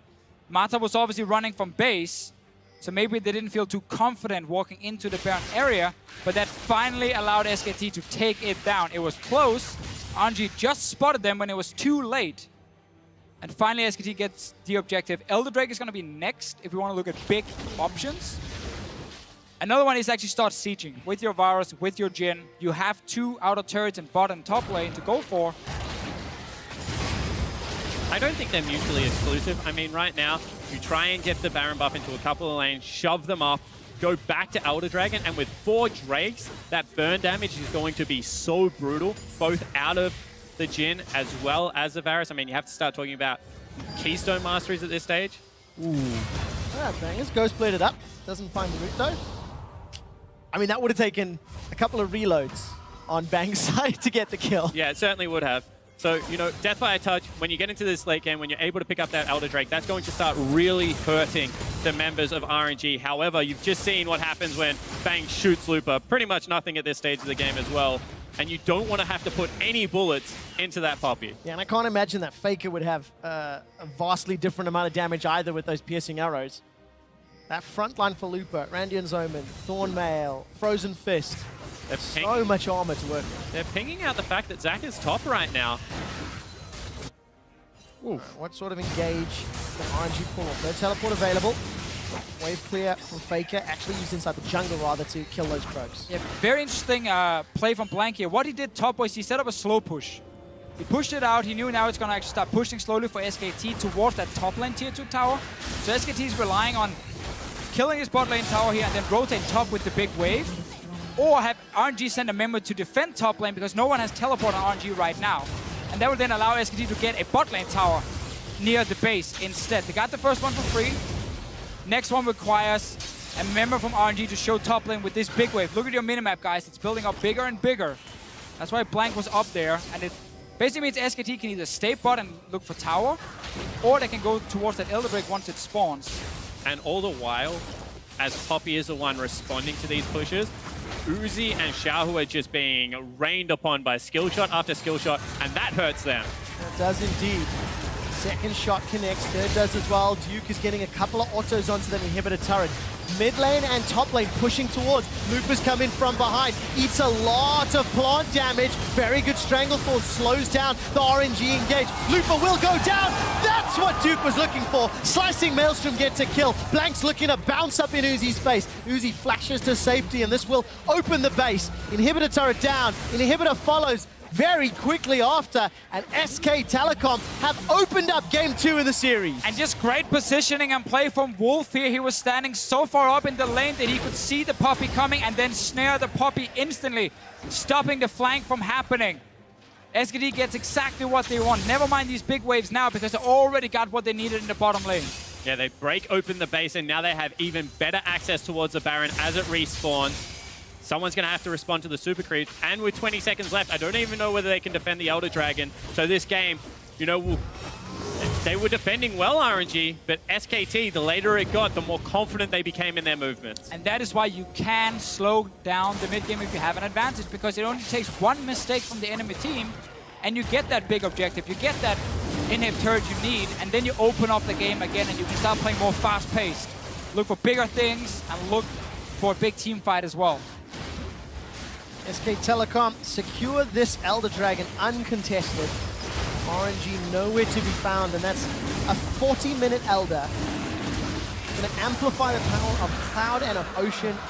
These guys are going to go fast, and they're going to be full health wherever they're going when they arrive. And more importantly, when the skill shots hit, there is going to be so much true damage burn coming out of this Elder Drake that even Looper, who died pretty quickly in this fight actually, is going to have to take So look at Wolf here staying so far up in the lane because he knows Looper can flank from that side. That's the only way Looper can flank in this fight, and that's why Wolf is up there. Instant snares him, slows him down, And that stopped that potential flank because Blank had to walk from mid lane to join. So that's really smart positioning from a support, and it stops any sort of engage. Yeah, Blank keeps committing to the fight. Luke is in a bit of trouble. He is indeed, takes a lot of damage, flashes away, that's instantly down, uses the Merc Wolves to dash away, gets rooted up by the Flourish, but still has 600 hit points to burn through. Summon a spell and ultimate blown a minute and a half before Baron. That could be impactful. Well, that's impactful. SKT knock over another turret. Remember, they've got that Elder Dragon buff. Still ticking away, burning down RNG in team fights. Even without Baron, SKT continue to siege. Teleport is up for Lupa. Not the greatest wards behind SKT. In fact, he's just going to go face to face, make his way through the base. SKT just trying to get more damage on his turret. They just need a few seconds to actually hit it, and it dies. But you gotta respect the potential engage as well. Only way back in this game for RNG is one big team fight, and they want that proper flank, but they're not getting it. No, they're not. Faker's taking a lot of damage from the inhibitor turrets. MLXG running a mile a minute with Ghost and Ragnarok, but Royal never give up, cannot stand to defend their inhibitor. And SK Telecom, a 16,000 gold lead. Super minions in 2 lanes. They back out of RNG's base. And they just look so controlled and clinical as they are doing it. RNG does not want anything to do with the Elder Dragon up lineup, so they just give it up. But SKT, they look aggressive. Can we find the kill? No, let's just take the objective and get out. Exactly. Like, yeah, they miss an ulti from Faker. Blank jumps in, but they're not trying to hit anyone. They just want to zone them off. If you see a Zac charging up with Elder Drake, you're backing away from that tower, and then tower goes down in just a few seconds. So just very smart play from SKT. Baron is alive in a few seconds. Gonna be the next big one, and might be the last chance for RNG. And they're gonna have to fight at 5 items to 6 because everyone is maxed out on the side of the SK Telecom lineup. And RNG, unfortunately, is only sitting on 5 major items, but they're gonna have to go eventually. And this is actually here where you can make a case for not even going Baron at all, just of the potential risk. But SKT can just wait for RNG to show in base, and then jump them. Now, gonna look for Xiaohu. Xiaohu actually gets knocked away by less bounce. Blank is gonna jump onto MLXG. Blank's looking for more. Xiaohu is down. So annoying. Soloed with the range. No even assist damage from the rest of SK Telecom. Unstable matter that GA plus the Zac passive. Blank has 3 lives to play with. And that just might be it because right now, Xiaohu's on a 50-second death timer. And SKT are going to break the last remaining turret. Yeah, they really are. Blank is going to charge up that elastic slingshot. The threat alone is enough to force RNG away. Lupa comes in from behind. Last-ditch effort. 5 versus 4. Bang is running for his life. Doesn't get pinned against a wall. The rest of RNG are running. Flashes defensively. MLXG on the front line. Uzi's got no summoners, no ultimate. He's got no top laner. Lupa's down. MLXG follows quickly after. Super minions are now hammering away on the Nexus turrets. Uzi and Mata doing what they can. They've got the GA from Blank. But Blank throws up the SKT logo. SK Telecom bounce back to even the series at 1-1. And SKT had a goal lead since minute 3 in this game, where MLXG and Mata ended up dying so early when they walked into that trade. Talking about supports though, I am looking at Wolf in this game. Like, what a monster performance. They were down in CS early in the bottom lane, then he has some great trades, picks up kills as well. Great play in team fights. Zyra has really shown to be such an impactful pick. Both supports showing it, and Wolf had a monster performance. And you have to just contrast the control that SKT showed in this game. RNG, they go back to even. They have to sneak a Baron. SKT get the lead in this game, and they just keep him at arm's length the whole time, play the longer the series goes. Yeah, I wonder if Alistar is going to be one of those surprise picks. If RNG goes down 2-1, and they're like, okay, we have to win the next game. We have to do something special. For now, it is standard enough. Jace was banned blue side by RNG in the last game, and then we had Kennen being picked early. It is still an option for SKT to actually first pick the Kennen. And I wonder if Syndra is going to be banned on blue side again by SKT, because I think Faker is one of the best Syndra players in the world. For sure, it's a fantastic pick.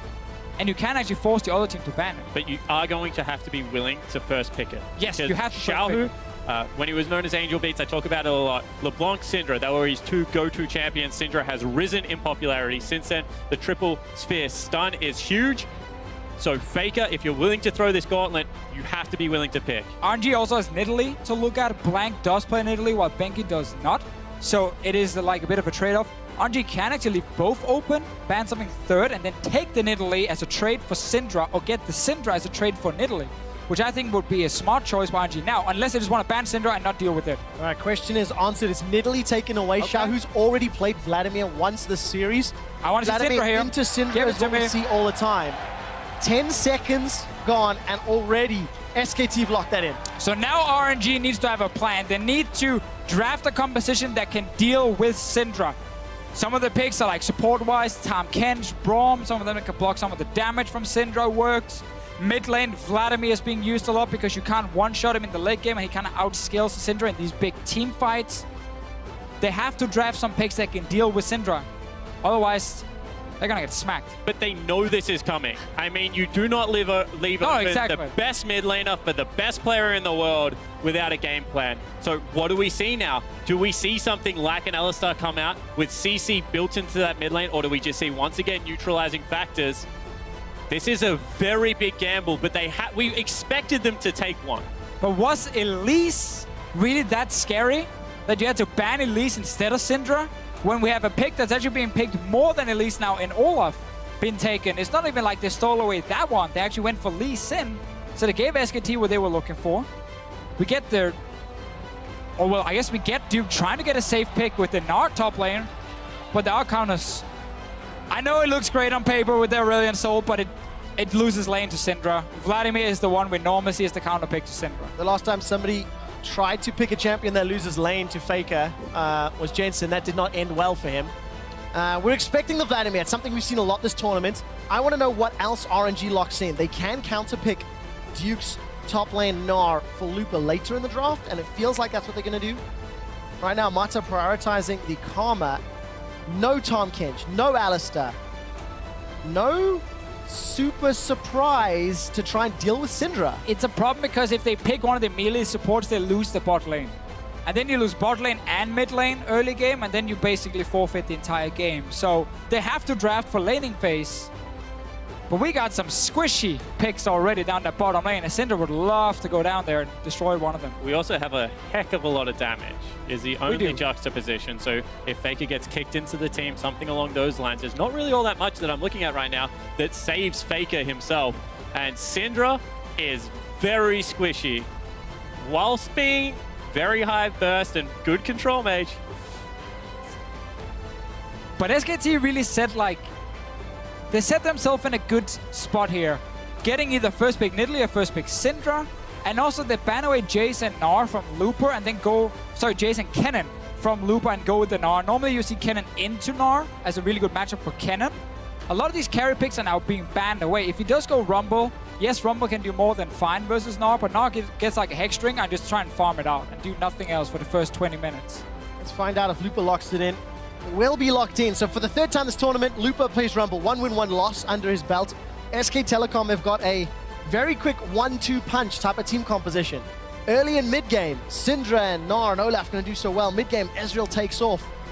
RNG, no room for error. I like nothing about RNG's comp. Heading into Worlds, SKT has probably got the best composition, bar Olaf, which has risen in popularity as World has continued. But every other position, that is A or S tier at the moment. Yeah, it is really, really scary to see Faker get Syndra and then blank on Olaf. So you have two of the strongest early game picks. In a 2v2 versus Vladimir Lee Sin, it goes so heavy in SKT's favor that RNG won't even think about taking that fight in the first place. Lee Sin also without... Correct you really quick. Shouldn't think about. Shouldn't, yeah. They might take it in there. They might take it anyway, but also like Lee Sin is so good if you have a pushing mid laner yourself. They don't. Vladimir's gonna get pushed to his tower. So a lot of these picks are super, super risky from RNG, and they risk getting completely snowballed on. But RNG have a pushing top laner. MLXG maybe shows his face to help out Lupa. Lee Sin plus Rumble is a scary combination. Royal never give up. Lost game 2 in the series in pretty convincing fashion from very, very poor, unforgivable early game decision making. They can't afford to do it again. And honestly, when you have a look at a composition like this that is 0 tanks, this is an execution-based team comp. And RNG has shown that they can either do that or they can fall flat on their face. Let's find out. Chicago, this is for a spot in New York City. Put your hands together for Game 3 of SK Telecom versus Royal Never Give Up. And we were very critical of this come from RNG in the pick and ban phase. Let's see what they can actually do with it. Bot lane, you have the Jhin Zyra combination that has been great so far. We know once Ezreal gets past level 4, level 5, then the Jhin and Zyra start taking over. Oh, Blank actually ghosted to get... He wanted to get down this bush before the Zyra, but Zyra was already there and actually spotted him. In saying that, Ghost is such a short summoner spell. Yeah, it's fine. But I like it. That's cool. I think that this is the first time that we've seen SKT actually come out with a surprising level 1. Just to get a ward in here to spot a potential camp. We need to see RNG win top lane and win bot lane to get past this early game here. They're not going to win the early jungle matchup. They're definitely not going to win the early game if we look at just the mid lane. And if this Syndra starts getting an advantage and starts roaming to side lanes, then she can one-shot everyone on the side of RNG. We're looking for cheese. Like, let's be honest. When you go the RNG, you're looking for a quick gank top lane into a pushing rumble that's going to guarantee level 2 versus the Gnar. Or you're looking for, maybe trying to upset Faker early on in this game by bringing multiple members because they do have a pushing bottom lane as well, technically. I mean, you're looking for something special because they have deliberately put themselves in this situation. Right, I think RNG actually just went back to game 1 and said we can surrender mid lane pressure, and if we can win the side lanes, that's how we're gonna win the game. And that's why they traded Syndra for something like Jhin, to then pair the Jhin with the Zyra. The thing about Karma Ezreal is, again, Karma Ezreal can get the push the first few levels, as we talked about when Ezreal is very strong, stopping Zyra from early roaming and trying to make a play in the mid lane. But RNG needs to be able to win these 2 side lanes, otherwise it's going to be a big problem for them. RNG were able to do that in game number 1, almost without jungle interference early on, thanks to Looper. This time he's got to do it on Rumble into Gnar. Bang and Wolf pushing forward as the Keystone Masteries flash up on your screen. No real surprises there. Uzi and Mata being pushed back, and we're seeing this matchup now for the 3rd time. They just keep trading back and forth in terms of who's playing the champion. It's the same every time. Karma, Ezreal pushes up first, gets a lot of poke damage down. Jhin, Zyra gets level 4, level 5, gets the first back where you pick up a serrated Dirk or multiple long swords against the tier, and then Jhin and Zyra start taking over the lane. While talking about Zyra taking over the lane, Zofficio is a former Zyra player. Many years ago. Did I see your wind speakers there on Mata Zyra? What do you make of that? We know we build some AP. Still, not a big fan of that at all. Tell me why. Oh, just give me like a Thunderlord, give me more DPS in these all lanes. Worked for Wolf in the previous game. He actually got a kill on Uzi, if I recall correctly. With the Thunderlords? Yep, with the Thunderlords. The Thunderplot. I actually wonder if Mata just misclicked. Well, we'll have to find out later. For now, Mata and Uzi being pushed back. Level 2s on both duos. I'm gonna go back and see what he had in the first game. I'm actually watching the junglers right now because you saw actually a red to blue start for the Lee Sin. This is the 2nd time we've actually seen MLXG value the experience of blue and not give it over to the Vladimir, who really doesn't need it. And both junglers has ended up on the top side of the map going for very quick clears. And that means that Lee Sin will hit level 6 early on in this game. Yeah, seems to be the case. Looper is about to spot out Blank. Deficio, I have heard from our stats benders that Mata did take Thunderlords in game 1, so we'll have to find out why. Xiaohu gets caught up by a Dark Sphere. I think Mata misclicked. That could be problematic. And that is what happened there. Anyway, top lane, Looper gets the pushes we talked about. This is again why RNG tried to draft around the Syndra a little bit, remove junglers instead, try and give Looper a good matchup, trying to get a good matchup after first back in bot lane and then win that way. It is risky though, and we can see Faker roam later on in this game to these side lanes. Gonna have the option to do so. Ghost and Flash looking down the line. Mata again, Flash Ignite on his Zyra. Could be problematic once Blank starts jumping in or Faker starts throwing down an unleashed power. Flash forward from Mata. Bang gets rooted. He follows up with a flash. Wolf is able to sidestep the Sonic Wave. Now no flash on Bang's Ezreal. That was a huge all-in coming out of RNG, and Bang is good enough to avoid it. I mean, doesn't hesitate on burning the summoner spells. That really was a big all-in, looking for that advantage we keep talking about. Exactly. That was MLXG putting focus on bottom lane. He knows he can't really gank the mid lane before he's level 6 on this Lee Sin. try to get an advantage. That's 2 summoners down. See if they can actually follow it up. We still know that first back is important for RNG. And no flash for Mata, so got to be very careful in the next few minutes. All of a sudden, the lane slowly pushing in favor of Uzi and Mata. No consumables left for either Ezreal or Jhin, actually for anybody in the bottom lane. And they're expecting the Olaf gank to be here. They're looking for the counter gank. Oh, sucks for MLXG. He doesn't have that Trinket Ward available, so he can't jump over the Dragon Pit and move down behind SKT's dual lane. He could have then surprised Bang. And now instead he's blank. No flash onto Mata. Root comes down. First blood picked up by Bang. Teleport coming down for Lupa. He's got a flash available. Not going to use it. Undertow comes out. Wasted TP and SKT get first bloods. Not over yet. MLXG lands a Sonic Wave. Level 6 will stick for Lupa. On the resonating strike. Equalizer just tickles Blank's bottom. And SKT get away really unscathed. And that was an overcommitment. That's what they were waiting for. Level 6 to hit so they could continue the chase. However, Mata falls way too quickly. And you have to criticize MLXG there because he was waiting for the counter gank and got impatient, wanted to go back to his jungle. And the gank was successful. The thing is, they knew there was a ward there placed. So he stood outside of vision range of that ward, but he didn't have his own ward to jump Dragon Pit. So he couldn't get in there and actually pull off the gank unless he had flashed the Dragon Wall to do it. I've seen junglers do it in the past, but it is so risky to do because you don't know where the enemy jungler is, and then you've already used your flash. And that suddenly means Blank sneaks in, no flash Zyra, and instantly they pick up a kill. And we're in the replay now after Lupa has already joined. We're just looking at him and laughing at him. Yeah, and this is where MLXG gets the call. I can actually turn, I have Equalizer, but ultimately it's not enough. And the biggest thing about this is that Lupa was pushing in top lane, should have had a really nice first back and should have had pressure into Duke. Now he doesn't have that. And that's the important thing, because this hurts RNG in 2 lanes, not just 1 lane. It's not just the bottom lane getting slightly behind, it's also top lane now. And this comp had to win these side lanes to get past this early to mid game. RNG did not do that. Minus 800 gold. Xiaohu's been doing relatively well in this mid lane, even on CS. Got the Spectre's Cowl. Mata gets jumped on, still no flash available, gets a root onto Bang at least. Mata continues to run away. Gets locked down by Wolf, and luckily, Uzi was close enough. And RNG once again playing from behind. One thing to Lupa's credit, very, very early on that TP. Unfortunately, the fight didn't last long enough for it to complete and for him to have an impact. And we'll see just how RNG plan to come back in. Faker gets a very good scat of the week, stuns up Xiaohu. Gonna keep an eye onto Blank. Nah comes up by Duke. He throws Lupa backwards, very early flash. Undertow into Undertow. This should be a kill. Just gets run down. It's a matter of time. Blank, kill number 2 onto Lupa. It all falls apart now for RNG. Top lane is now losing already. Bot lane is gonna get pushed in. Mid lane is already pushing. This means SKT can start invading your jungle. They can fight your blue buff. They can fight your red buff.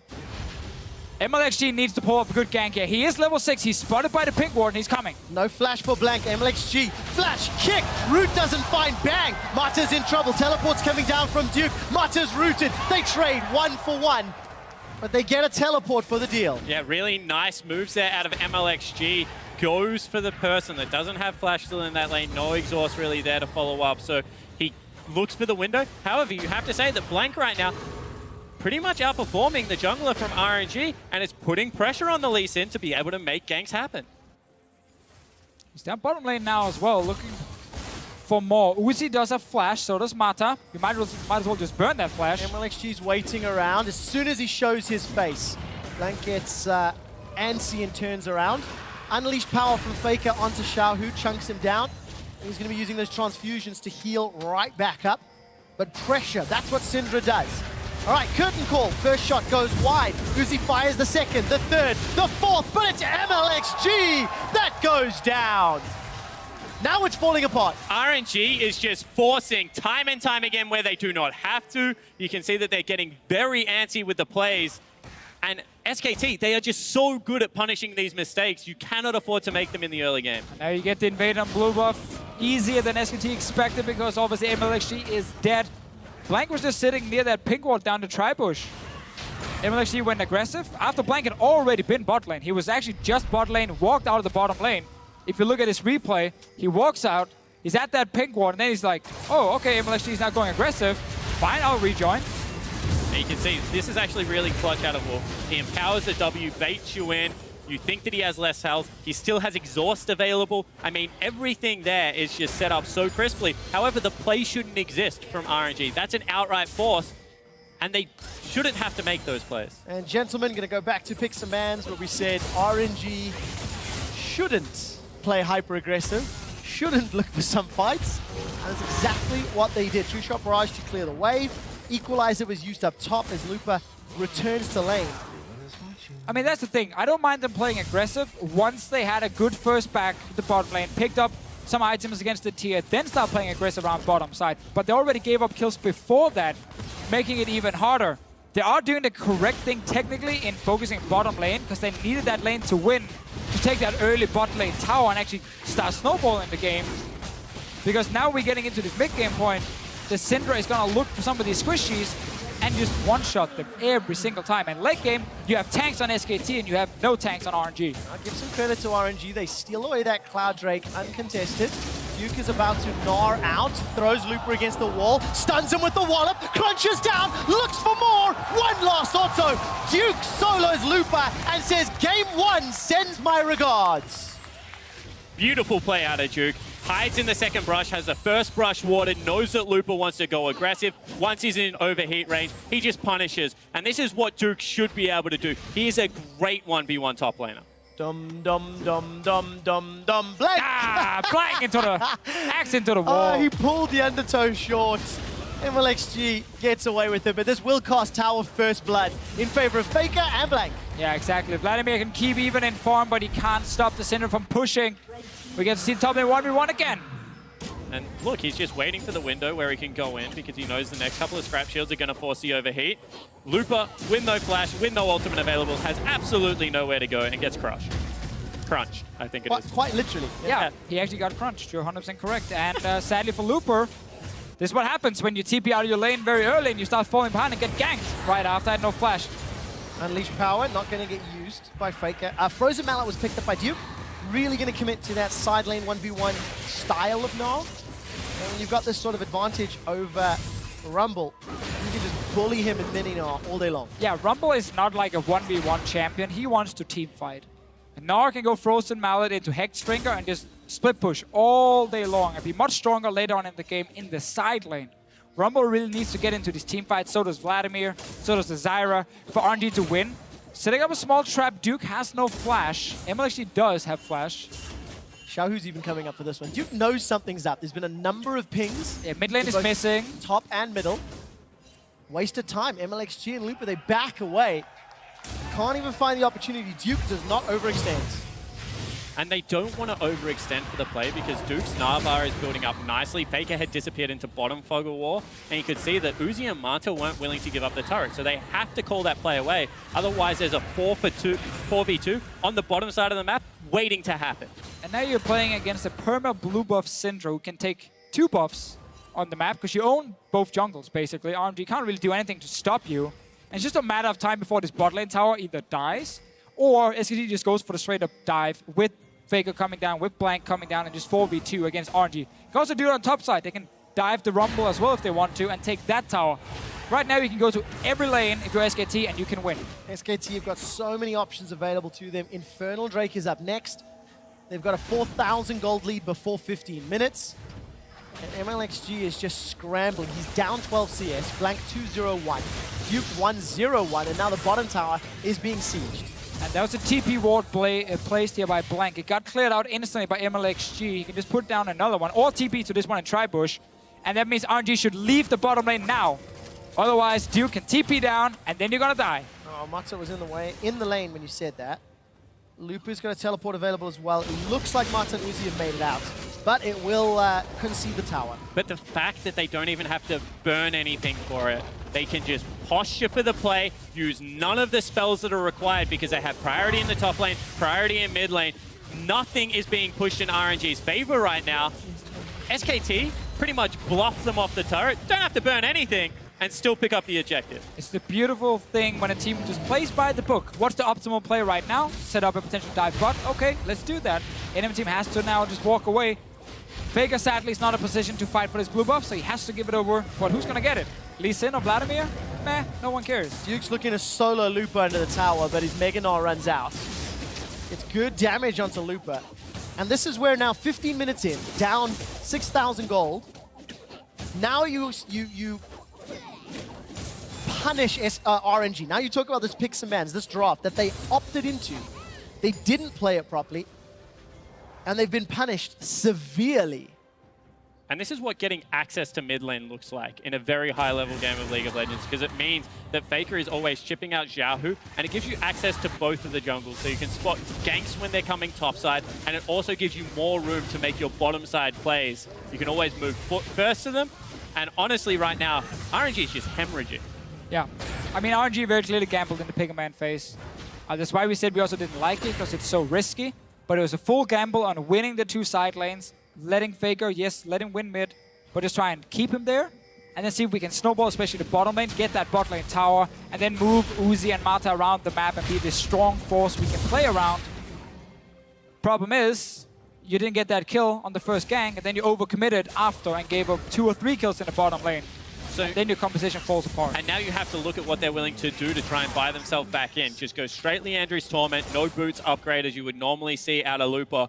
They have one mid-game team fight where their composition may just carry them through with the amount of damage, or everything just might be over here. Mata just gets taken down. Dark Sphere secures the kill. MLXG gets a Dragon's Rage kick back, but there's simply not enough damage. Blank is running amok. That's the second of the fight for SKT. Xiaohu's got one back onto Faker. That's the second of the game for RNG. Good flash away, saves Wolf's life. Blank is going to be the next target. Xiaohu's already burned through Ghost. He's got to find 2 players. Duke's Mega Gnar was used earlier. Looper plus a tower. Not going to be enough to kill Duke. And they lose him. We jump back to mid lane. Xiaohu's kill. Not done yet. Bang's looking for Uzi. The tower, the laser. Bang gets the kill. And Bang gets out alive. And it's exactly what we're talking about. They had one little small opportunity in that forest, and SKT crush RNG. What a great team fight, though, from SKT. Each player is showing individual ability here. Bang in the end, diving on the tower for another kill. And once you have such a big goal lead, then you can start showing off a little bit. But that was the window. I mean, that was where they were like, we have the items, we have to go right now because we're getting outscaled. They're beating us at everything we do well. They pull the trigger, but they just don't commit as a unit. Oh, this is what we talked about in the Pick a Man phase. When you pick these squishy supports, try and win lane, then Cinder is just gonna blow you up. Kick back on Wolf from MLSG. Definitely do not agree on that one. Needed to go for someone like Faker. Yes, he does die in the end to Xiaohu. And now the problem for RNG is they can't really get onto any other targets. But this should have been a winning team fight. Kick Faker in. Take the 1-for-1. If you want to keep chasing, get the Rumble down into the lane. Back him off turret. Don't stay up there. Look at Bang, though. Bang. Wow. Flashes. Yeah, he's really good. But this should have been so much better out of RNG, and SKT find them wanting right now. I want to see that spawn picture on Twitter now when you're like, oh, Bang's Israel. Very good. Thumbs up. Where was he on the top 20 list? I think he was number 5 or 6. Number 6. Number 6. I believe. Yeah, showing his worth. Wolf is going to get jumped on here. Kicked back by MLXG. There's going to be a lot of damage to follow up.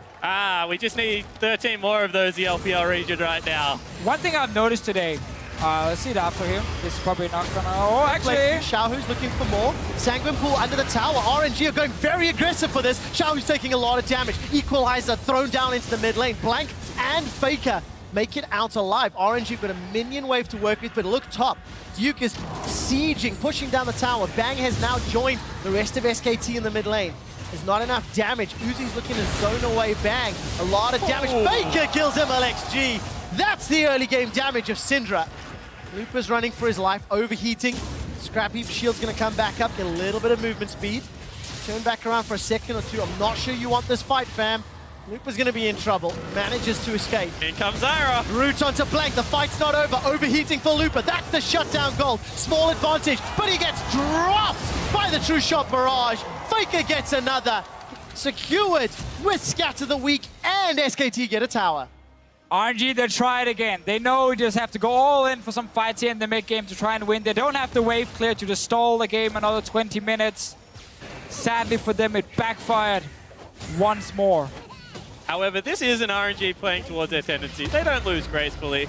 I mean, they're just throwing the kitchen sink time and time again. They're looking for that little lapse in concentration that can sometimes happen, but never against a team that is as good as SKT, and trying to punish a mistake that just isn't there. And in fact, it's making them make the errors over and over again. But if you're RNG at this point, you don't actually care about losing more fights, because you know the game is already way out of hand for you. So they're trying to push up mid. Would actually have loved to see Lupo use ulti towards Faker, but instead MLSG gets stunned, one-shotted,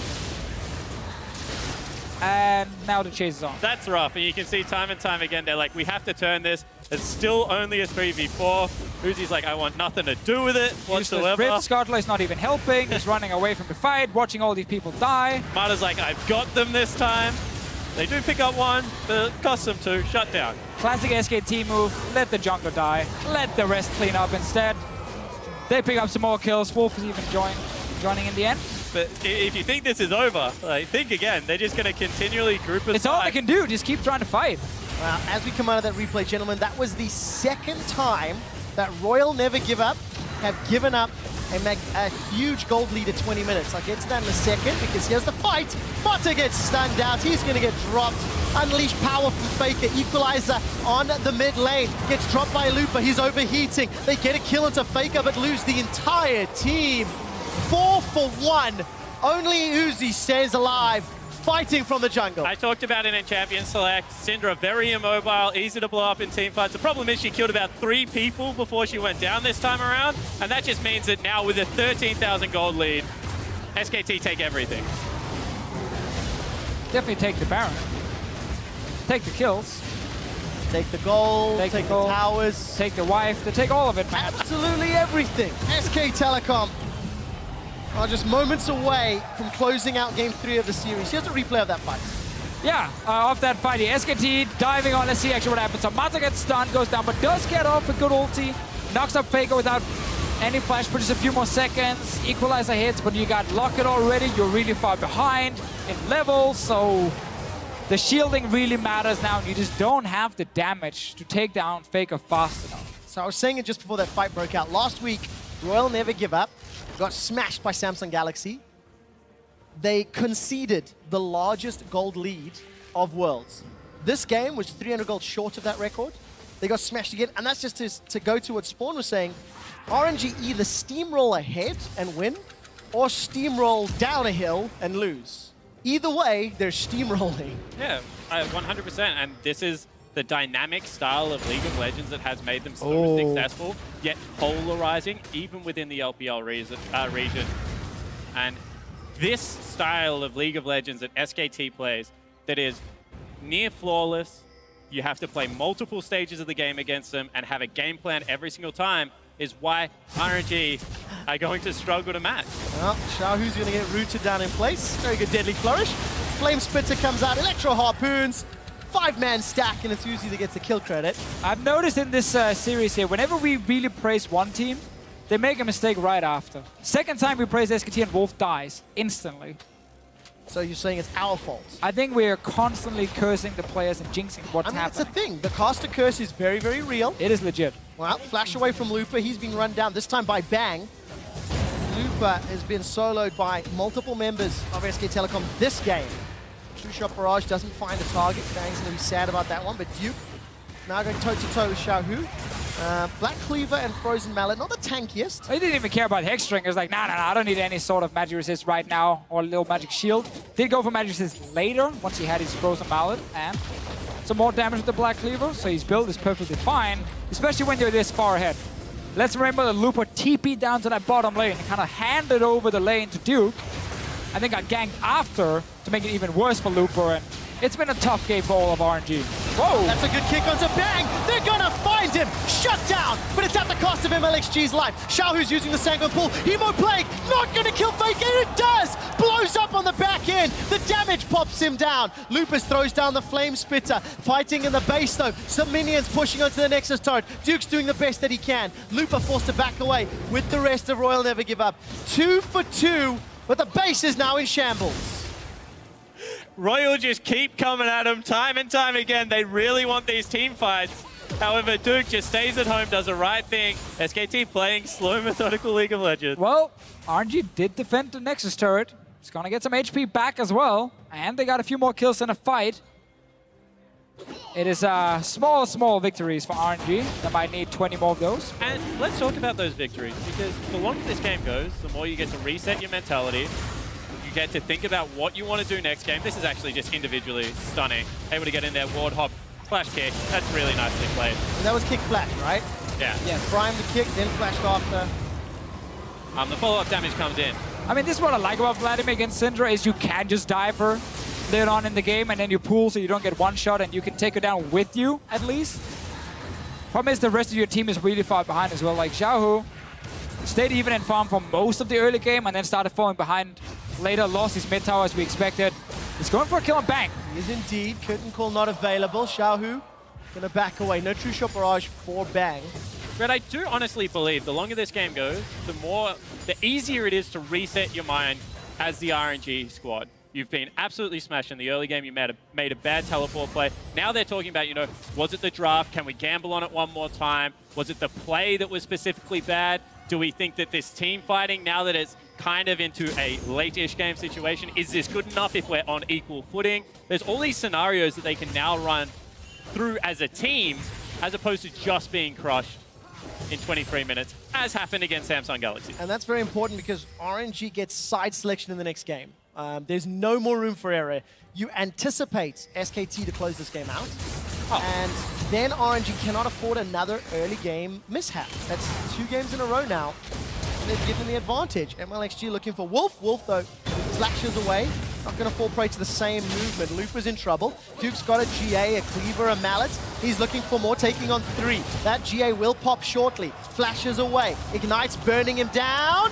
Guardian Angel pops. The rest of buying time. They're down in the bottom lane. Xiaohu's left alone. He hops over the minions. Sidesteps a deadly flourish. MLXG's looking for the kill. Sonic Wave connects. Resonating strike. Duke might just survive. Mega Knife coming up. The boomerang. The excitement. Duke survives. Takes down MLXG. The rest of SKT, they break open the base. Inhibitor in the bottom lane is now down. And RNG are scrambling. I take it all back. That is a tilter right there, Deficio. Duke getting his revenge. MLXG didn't want to talk next game. He wanted to go for the kill. Sadly for him, he's now 0-6 on this Lee Sin. And the annoying Gnar refused to die in the top lane. He's coming back for more. He's teleporting in. Teleporting to the top lane, will go toe-to-toe with Uzi in a moment. Inhibitor in the middle lane is down. 18,000 gold difference. Undertow connects from Blank, and RNG, they can do nothing to defend. They have 2 Nexus turrets remaining, and Duke, he's gone full Goku. It took a couple episodes to charge up and find Super Saiyan, but now that he is destroying RNG. Definitely true in this game. He had to get quite a lot of punches in his face first. Dives in, takes the fight in the base, wants the entire team to chase him as well. But see, this is where people think RNG is losing. No. This is the strategy. You're now farming 3 lanes with super minions, and you have a Vladimir. As long as SKT doesn't do anything for about 15 minutes, Vladimir's gonna be on 6 items. I'm sensing a hint of sarcasm there. I mean, some teams have tried it before. Oh, we don't want to see the ending. Oh, we didn't get Spoiler, the face. Duke killed him. Somebody needs to put, is it Benny Hill, that music? Yeah. There to the background. Pretty funny. Duke's gonna find MLXG. Red buff, Hyper gets rooted up. Mata may have saved MLXG's life, but MLXG loses his flash. That is important, because that means Faker or Bang cannot be flash kicked backwards. But 2 games back-to-back now, we have seen the beautiful yet terrifying beast that is SKT when you feed them early advantages. They just keep coming. They are an absolute juggernaut. And RNG was a team who should be able to win early game and not make so many mistakes like they did in this game specifically. Because then the composition, we could see what they tried to do. They just misplayed everything. Run! Run! He's coming! But I think it is that pressure that you have to win early game to even have a chance that makes you take these risks, when really, from an outsider looking in, you're like, you shouldn't have to play this way. SKT just makes every team they play against play this kind of League of Legends. That helps when you can punish mistakes as flawlessly as SKT do. Super Minions and Duke, they force the flash out of Shahu. Mata runs for his life. Nexus turret is dropping. Equalizer to buy some time. Stranglethorns does nothing, nor does the curtain call. SK Telecom are one win away from Madison Square Garden. And what a way to win this game. Completely destroy RNG after a few early game mistakes. Zero chance to come back in this game. We talked about the compositions a lot. SKT just closed out this game near flawlessly. Like 1 or 2 guys got caught here and there, but they had a 10k goal lead when it happened. And you just have to look at how they are able to close out these games and the fact that they're doing it with multiple pick bans. This time around, they do throw a bone to the top lane. They get Duke rolling. He rewards them after a very sloppy play out of Lupa. And honestly, RNG looks tack blank time and time again. Find out if they agree. Syndra still available for pick. Jace still available. Kennen still available. These are champions that have been removed from the pool over the last 2 games. And what will RNG optimize here? So Jace is still open. It's been banned blue side a few times because you don't want to first pick it and you don't want to give it over in first rotation. RNG very clearly have a very specific first pick in mind. Otherwise, they would not have banned Syndra here. I think it's the Jace. It might be Jay's first pick coming in for them. There are 2 jungle bans. Elise is left open if they really do value it that highly. Karma is one as well, but we've seen the Zyra being picked into Karma quite a few times. And then there is also a very contested pick in Jhin. A lot of these teams have been picking Jhin very early. Jace was first rotation red side for Royal Never Give Up. It will not be an option blue side, as it is the final ban for SK Telecom. What do you want to first pick RNG? Removing Syndra and Italy Jay, so pick big powerful ones. Well, the only one that was done game 1 by SKT was Karma. Okay. What do you think of Kennen now? That's really interesting because you can tell that Lupa wants to bully the lane. They've been trying to get him into lane bullying matchups. So I think that the fact that they're willing to early rotate the Kennen is a good sign. They're still looking for the big flanks. They're still looking for a good early game into those crushing mid-game team fights.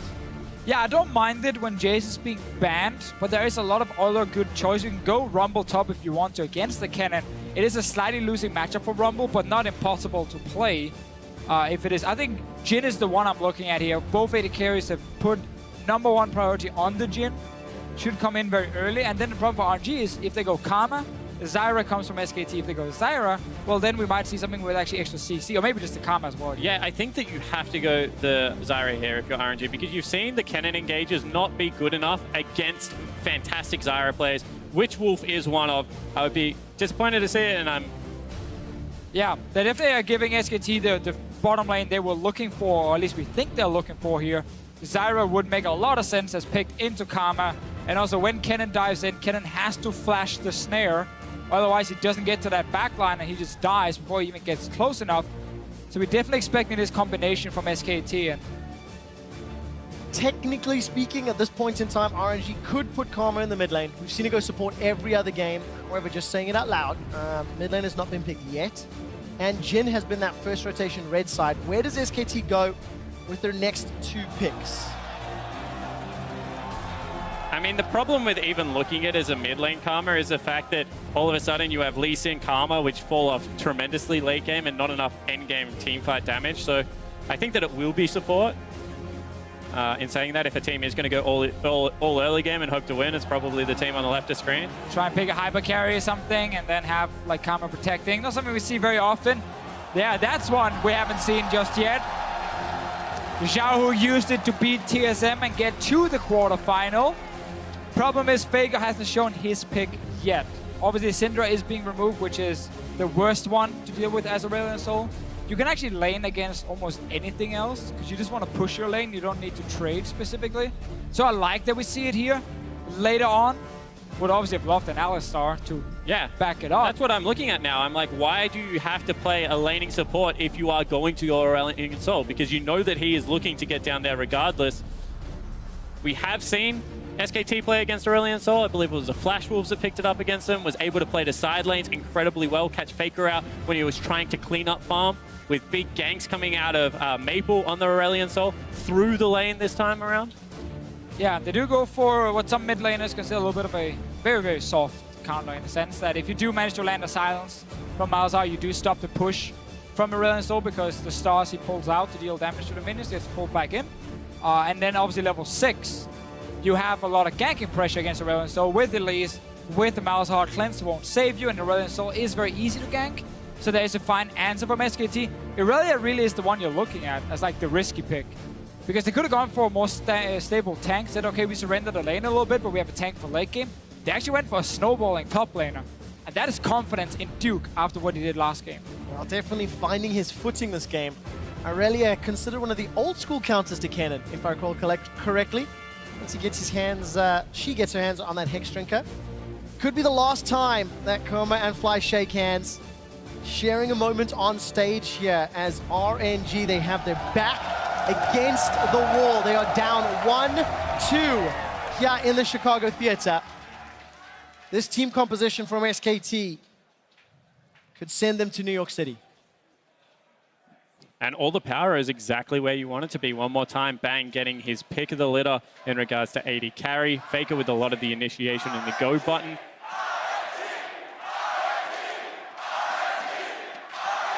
I think the crowd wants to hear Silver Scrapes. The crowd wants Royal Never Give Up to even the series. But that means they have to take down the behemoth that is SK Telecom. It also means they need to stop making stupid mistakes in the early game. Pointing it out, huh, Spawn? There it is, calling out RNG in the early game, but I definitely do agree because it's been a bit of a mess, especially from MLXG. He's on Lee Sin again.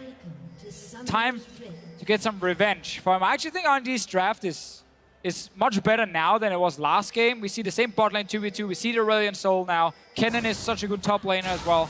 I think there's a lot of positives now for them. There is indeed. Right now, Royal Never Give Up. They're invading into the jungle. Over on Riot Games 2, it is a Fog of War stream, but from the position of RNG, it could be the Nightmare stream. It could be a nightmare because Uzi's in trouble. Uzi's going to get face to face with Faker. Malefic Visions is ticking down. 300 hit points, flash and heal. And I got a bit too excited, a bit too early. Uzi survived. Yeah, sadly for SKT, it's a little bit too early to get the damage down. Uzi can still recall and get back to lane full HP. Wolf can do the same. So nothing really major is going to happen. But look at 2 wards placed by RNG on top side. They're looking to invade and try and find Blank and Duke. See if they can pull off a surprise. 2 wards here, 1 on red buff, 1 on the crooks. Sneaky, sneaky. Looking at vision, SKT can't see Royal just yet. That invade earlier. They need the camp to spawn first and have SKT go onto the camp, and then you try and jump them. Oh, this could make or break it. This could make or break it. Sonic Wave doesn't find a target. Blank's continuing to back away. Kragzar gonna reset. Sonic Wave this time finds Duke. And Looper and MLXG, all they do is zone away the duo of SKT. And that's really interesting because Elise without a leash actually jungles one of the healthiest in the game. So the fact that that went awry is bad news. Oh, big damage. Once again, Jin Zyra versus Ezreal Karma. It's a lane matchup we've seen multiple times today. Same one every single game. They keep swapping. Blank will get his first camp. MLXG already killed the Grump, so he's slightly faster on first clear. Good idea to stop that Elise very, very early on.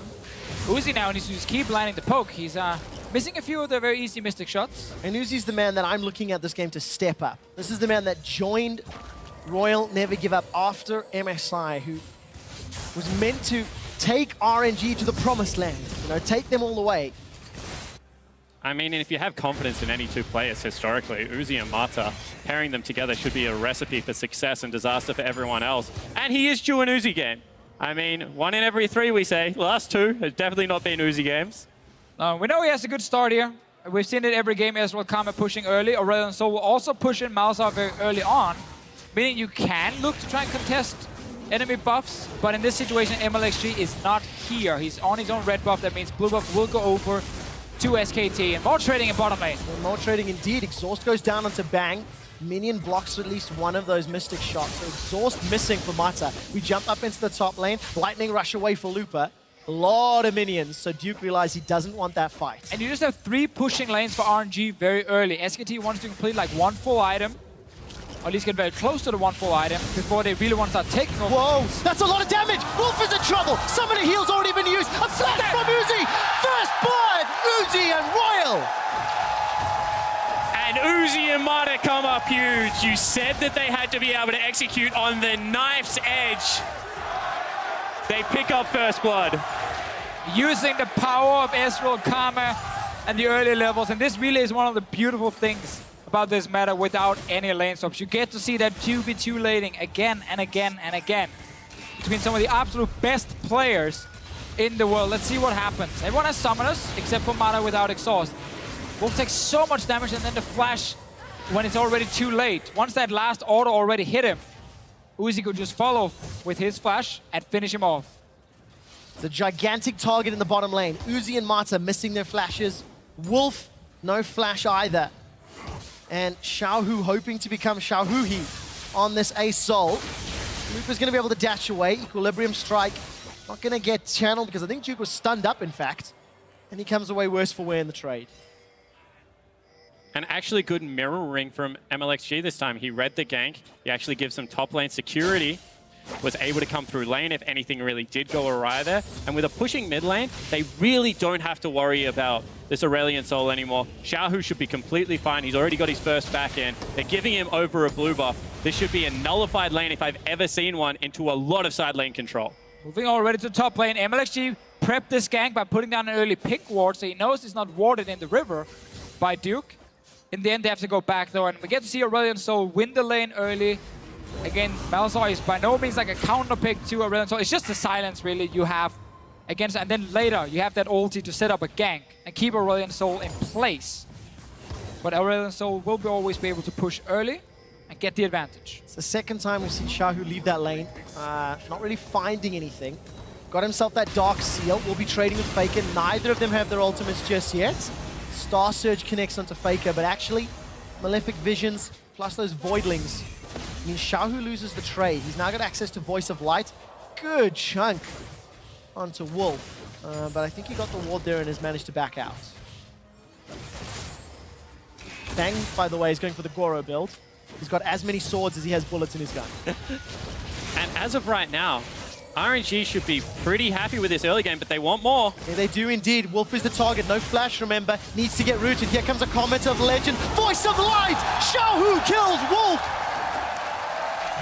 It is so fun to see Aurelion Soul just leave the lane, roam all the way down.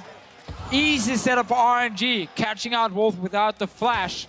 Faker sitting in the bush hiding.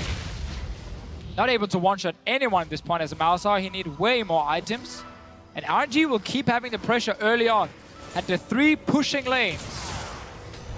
And they need to keep snowballing this advantage. But this is what they need to do. They need to play calculated. 2 members moving down towards it. Mata calls out the target without flash. Overall, this is pretty much the perfect setup, and it's not over-aggressive. That's why it's great to see. Easily secured. Second kill for RNG. 1 for Uzi, 1 for Xiaohu. While that replay was going on, or rather while the fight was going on, Lupa and Duke also traded blows, both of whom used their ultimates. Lupa marginally ahead in CS, I think, as you expect in that matchup. And very early boots picked up for Xiaohu. He's gone for those Merc Treads, along with that Dog Sleep. We just have to go back to that gank. A little bit of disrespect, honestly, from the bottom lane of SKT. They actually saw Xiaohu leave the mid lane, and he was spotted on this ward you see right behind the Dragon Pit. Pinged by rest of SKT. Yet they stayed in fort. Mata getting caught. A lot of damage indeed. No flash available, but the root, I think, caught out Bang. Prevents him to chase further forward. Dancing grenade dances onto Mata. And he's going low. You Danish now? Yeah, just a little bit. You got the potato in your mouth? Trading back and forth. Uzi's got access to True Shot Barrage. Bang. Very, very close to that curtain call. Mata's going to be careful, because a couple shots could result in him going down. Same thing again, though. You get a few attack damage items on the Jhin. There we go. Curtain call is fired. 1 and 2. Uzi's body blocking the 3rd and the 4th shot. Summon a heal used just in case. But again, Jhin taking over the lane more and more once you have some AD under your belt. Tier doesn't help Uzi at this point. It's going to get pushed in by SKT. And now it's all about Aurelion Soul and if he can roam again. And it actually looked like Uzi was just refusing to leave lane with that heal. He wanted to stay topped off, so he's not in dive range, and they can still allow him to get some farm. Now going for mid lane gang. They are Combative Legend. Gonna get cancelled. Voice of Light flashed away from. Faker did not want to get CC'd. And let's just highlight how Xiaohu is setting all these plays up. He leaves the mid lane every time. So he goes into the river where there's no vision, and then he starts using his tools here to kind of get behind SKT. There he tries to sneak behind Faker by first being out of vision. Faker doesn't know if he's going to the bottom lane, if he's going to the jungle, if he's going back to mid lane. He actually doesn't know. And then Aurelion Sol can just show up and surprise you and force another summoner. It's a 1,000 gold lead as we're getting closer to 10 minutes. Towers slowly being chipped away from, not quite as drastically as we saw earlier in the series. But I think a lot of credit to RNG. They've made adjustments to their pick and ban.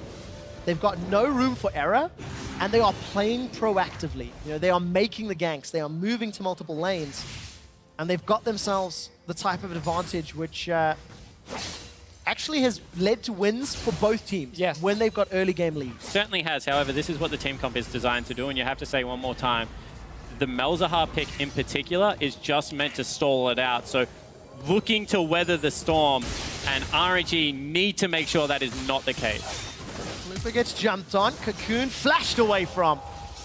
Lupa respecting the potential. And I want to see some of these newly bought pink wards here from RNG placed in that river. Literally set up 2 pink wards on either side of the river and just allow the Aurelion Sol to go to both sides, unspotted.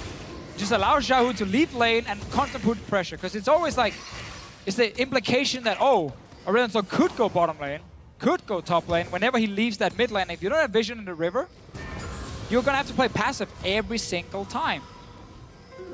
So I want to see these pink walls being placed, at least in the river, a bit aggressively, and actually set up more rooms, because you want to keep playing aggressive as RNG. You want to keep setting up tower dives. And that's the whole point of the composition. You have a look at the Lee Sin, you have a look at the Aurelion Sol, and the fact that bottom lane is playing up and continuing to burn flashes. You want to move into the river enough times that you can pull the trigger on that big play, get the first blood turret gold again, as you did in game number 1, and open up that map. Talking about first blood turret gold, Uzi's got himself mana immune already. Wow. Point blank, or rather single target. True shot barrage means Bang gets chunked down. And taking control of that lane again. Bang and Wolf, despite giving up a kill, they were sort of, you know, dictating the tempo of the lane. Got returned. Ocean Drake is available, but not really super worth investing for, because RNG have got pretty good lanes that are going in their favor. It's also one of the first times we see Ezreal get early kills in this lane setup and actually get quicker towards his first item. This is one of the roams we talk about past the pink ward in the river. There is another ward placed very smart here by SKT just outside of the pink ward vision. That ward also spots Aurelion Sol roaming, and now they can try and respond in bottom lane. Mata saw the ward going down, so knew that Blank was around, or rather a threat was around. Even though it gets caught by the Cocoon, nothing further happens. Bang and Wolf, they get a reprieve from the action. But it all started with, again, that little ward just north of the mid lane, near that tri-bush, or sorry, near the pixel bush. Spotted Aurelion Sol, and then they tried to do something bottom lane. Baron is not started, it's the dragon, and they're not going to kill the dragon. Well, not this time around. Xiaohu had already made his way down to the pit, interrupted it. Blank hanging around the mid lane. While all that's going on, this could be the fight. Star Surge is sidestepped. Xiaohu could be the target. Call of the Void, Nether Grasp is caught. Cocoon as well. Slicing Maelstrom. SKT are on the board. They trade 1 for 1. Make that 2 for 1. MLXG's running for his life. Voidlings, Spiderlings, Spiders, Poison. Everything is burning him down. But Blank cannot chase further. It's a 1 for 2. But that is a big investment. They send Lupa down there looking for another roaming play, and it does not come up. Actually, a 2 for 1. Oh, Bang gets the crit through the exhaust. Ouch. That one hurt. Yeah, Mata did not expect that much damage with the exhaust up, and suddenly SKT pick up a lot of kills. This was actually RNG who started the play in mid lane. They roamed Lupa down because Faker had no flash. Destroys the passive, misses the stun, and now Xiao gets on the tower, gets locked down.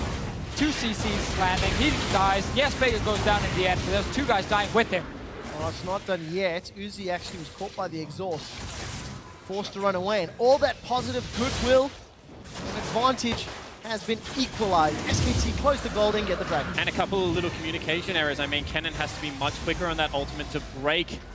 The ultimate is going to come out of Faker because you are expecting the turnaround to come at some point, and it looked like they were trying to save cooldowns in a situation where they didn't have to. Yeah, it definitely seemed like once the stun missed from Xiaohu, they're like, oh, okay.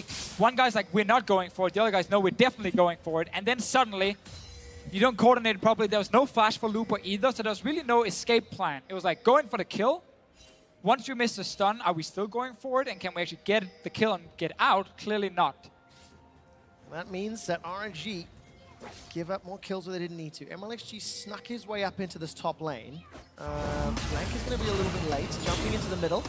Stun does connect onto Faker. Celestial Expansion burning him down. Voice of Light. Celestial Expansion. Nethergrass locks down Xiaohu. Here comes Wolf. No flash available. Malefic Visions is burning away. Faker and Xiaohu escape with their lives. And this is the difference between the two teams. They didn't know where the Lee Sin is, so they don't go for the play. Now maybe onto Looper. Looper's in trouble. Cocoon, but he gets off the slicing maelstrom. There's so much damage. Oh, he got forward. MLXG. He's alive. He's still alive. Oh my god, What MLXG! on earth was that? And they tapped him on the shoulder, and MLXG has come to this fourth game to play. He comes up huge. That was so huge. Everything looked terrible. Looper would have died. We have to see a replay. The spicy hot pot shows up, gets the kill, gets tower first blood as well. These are the kind of plays that can win you a game because that looked so risky at first. Let's see it again. Duke and Blank together. Jump onto Looper, gets the stun, follow Cocoon, it's a lot of damage, and he's so low now. But then look at the kick. MLXG just repositions, gets the kick off, and then safeguards Looper right after and keeps him alive. Unbelievable. We said 5 million hours ago, some of the best individual players are on the side of RNG and in this entire matchup. And the decision-making to reposition for the kick, MLXG breathes another breath of life into RNG. And I mean, that's just an instinctive play that you have to come up huge because otherwise your team is going to go down. And he's able to do it. Oh, a lot of people bottom lane from SKT here.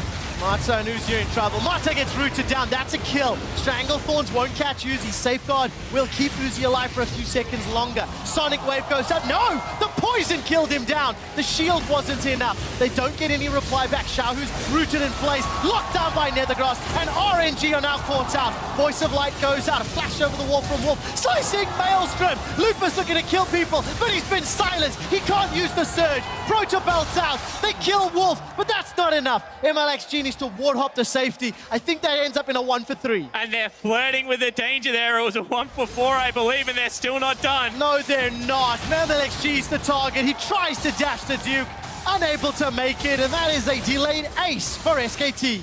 And just when we had such a great individual play in the top lane, SKT says this is not about individual players, this is a team game.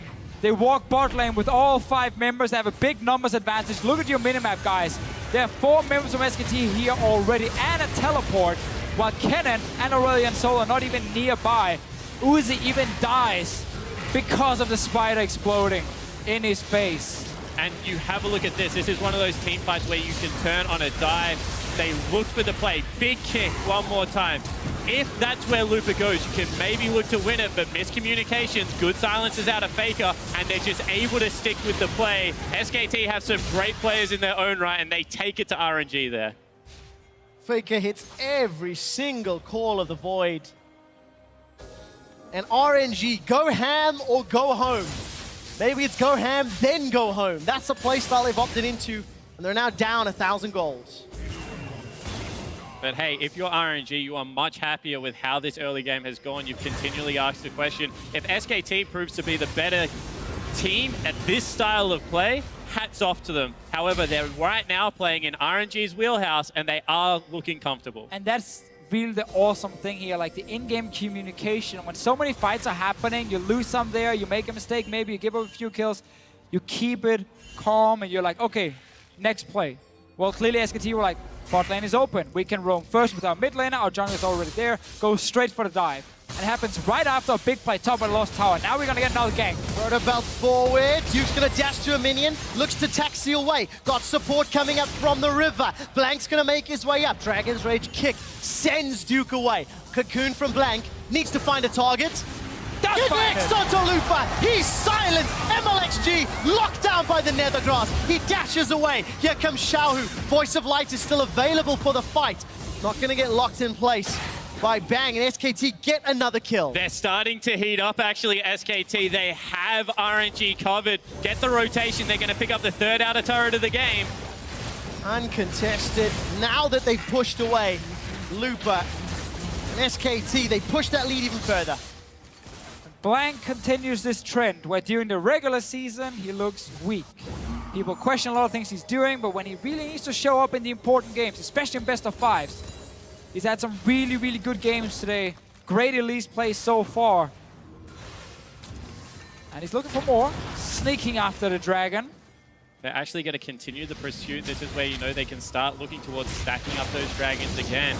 But they keep getting Oceans and Cloud Drakes. Everything's the same when you get the Elder, right? That doesn't matter. They've already shown what they can do with 4. And honestly, it's just beautiful to watch SKT, you know, actually fight back with fire in this game. Exactly. They're not sitting back and just wave playing. No, they're constantly looking for the next play. They're always talking about what's going to happen in 30 seconds. What's going to happen in 1 minute? How are we going to set up that big play? How are we going to set up vision? It's really cool to see from SKT. And now you also have a much better composition at taking Baron compared to the poke comp they had earlier today. Because Malzahar puts up like 3 or 4 Voidlings. They tank the Baron for you. And you can burn that down even without a Mountain Drake. Malzahar, Zyra. This is one of the quickest Baron taking teams you can like put together. Elise as well, why not? Regardless of, you know, whatever Drake you get. So looking at it, they have so many opportunities. Aurelia also with maximum cooldown reduction, which is she is getting towards Duke there, is one of the few top laners that is going to be able to stick with the blue Ezreal and look to chunk him out. Everything in the mid-game team fight looks to be in SKT's favor.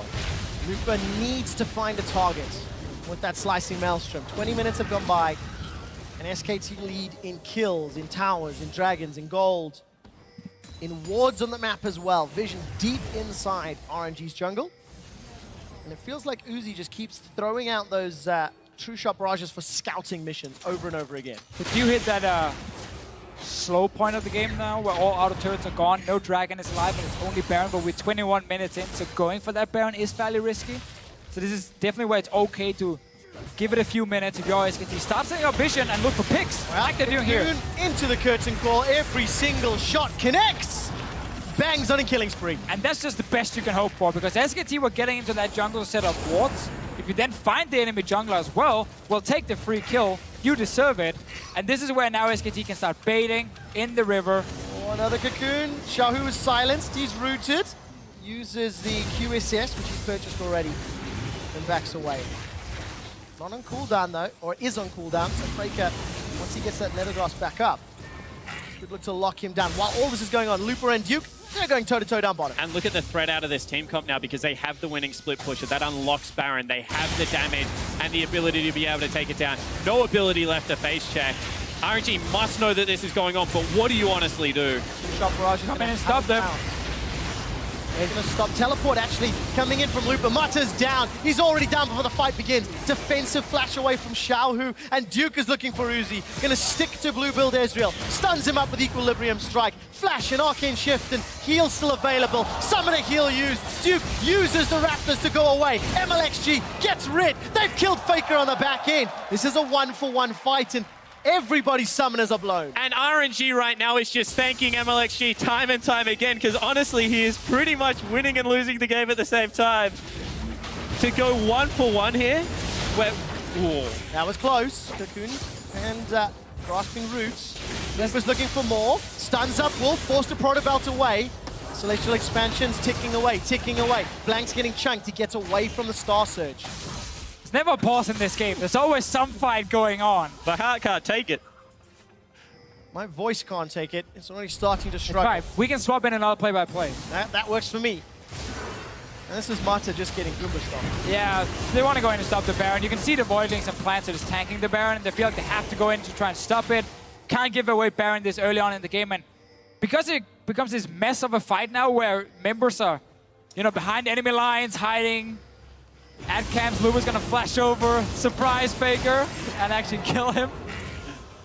That's really nicely played, though. For a little split skirmish, 2v2, to come up trumps like that. I mean, we have so many nice skirmishes in this game. This mechanics being tested left and right.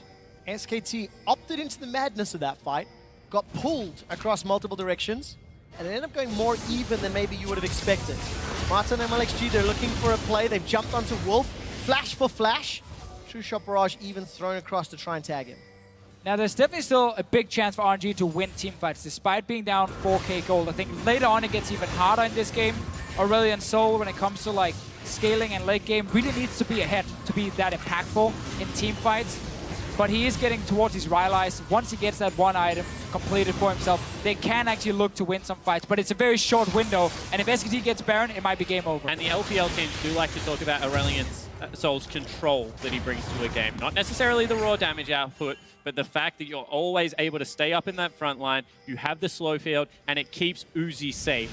So that's what you have to look for. Not necessarily the damage numbers, but if Uzi can hit those skill shots, then they can still look for the late game team fight. And that's what Xiaohu and Uzi have to do. They've got no more room for error. Sonic Wave onto Faker, followed to the resonating strike. The kick comes out. Faker is exhausted. He's going to go down shortly. The damage comes out. It's Marta that secures it, I believe, with the Ignite. Now Xiaohu's running for his life. The exhaust will take him down. Curtain call tags Marta. MLXG on the back end. There goes Duke. Uzi was zoned away. Marta's down. 3 kills for SKT. That was actually a nice setup by MLXG. He managed to tack the Sonic Wave onto Faker, destroyed the passive, then followed it and kicked Faker back because there's no flash on the Malzahar.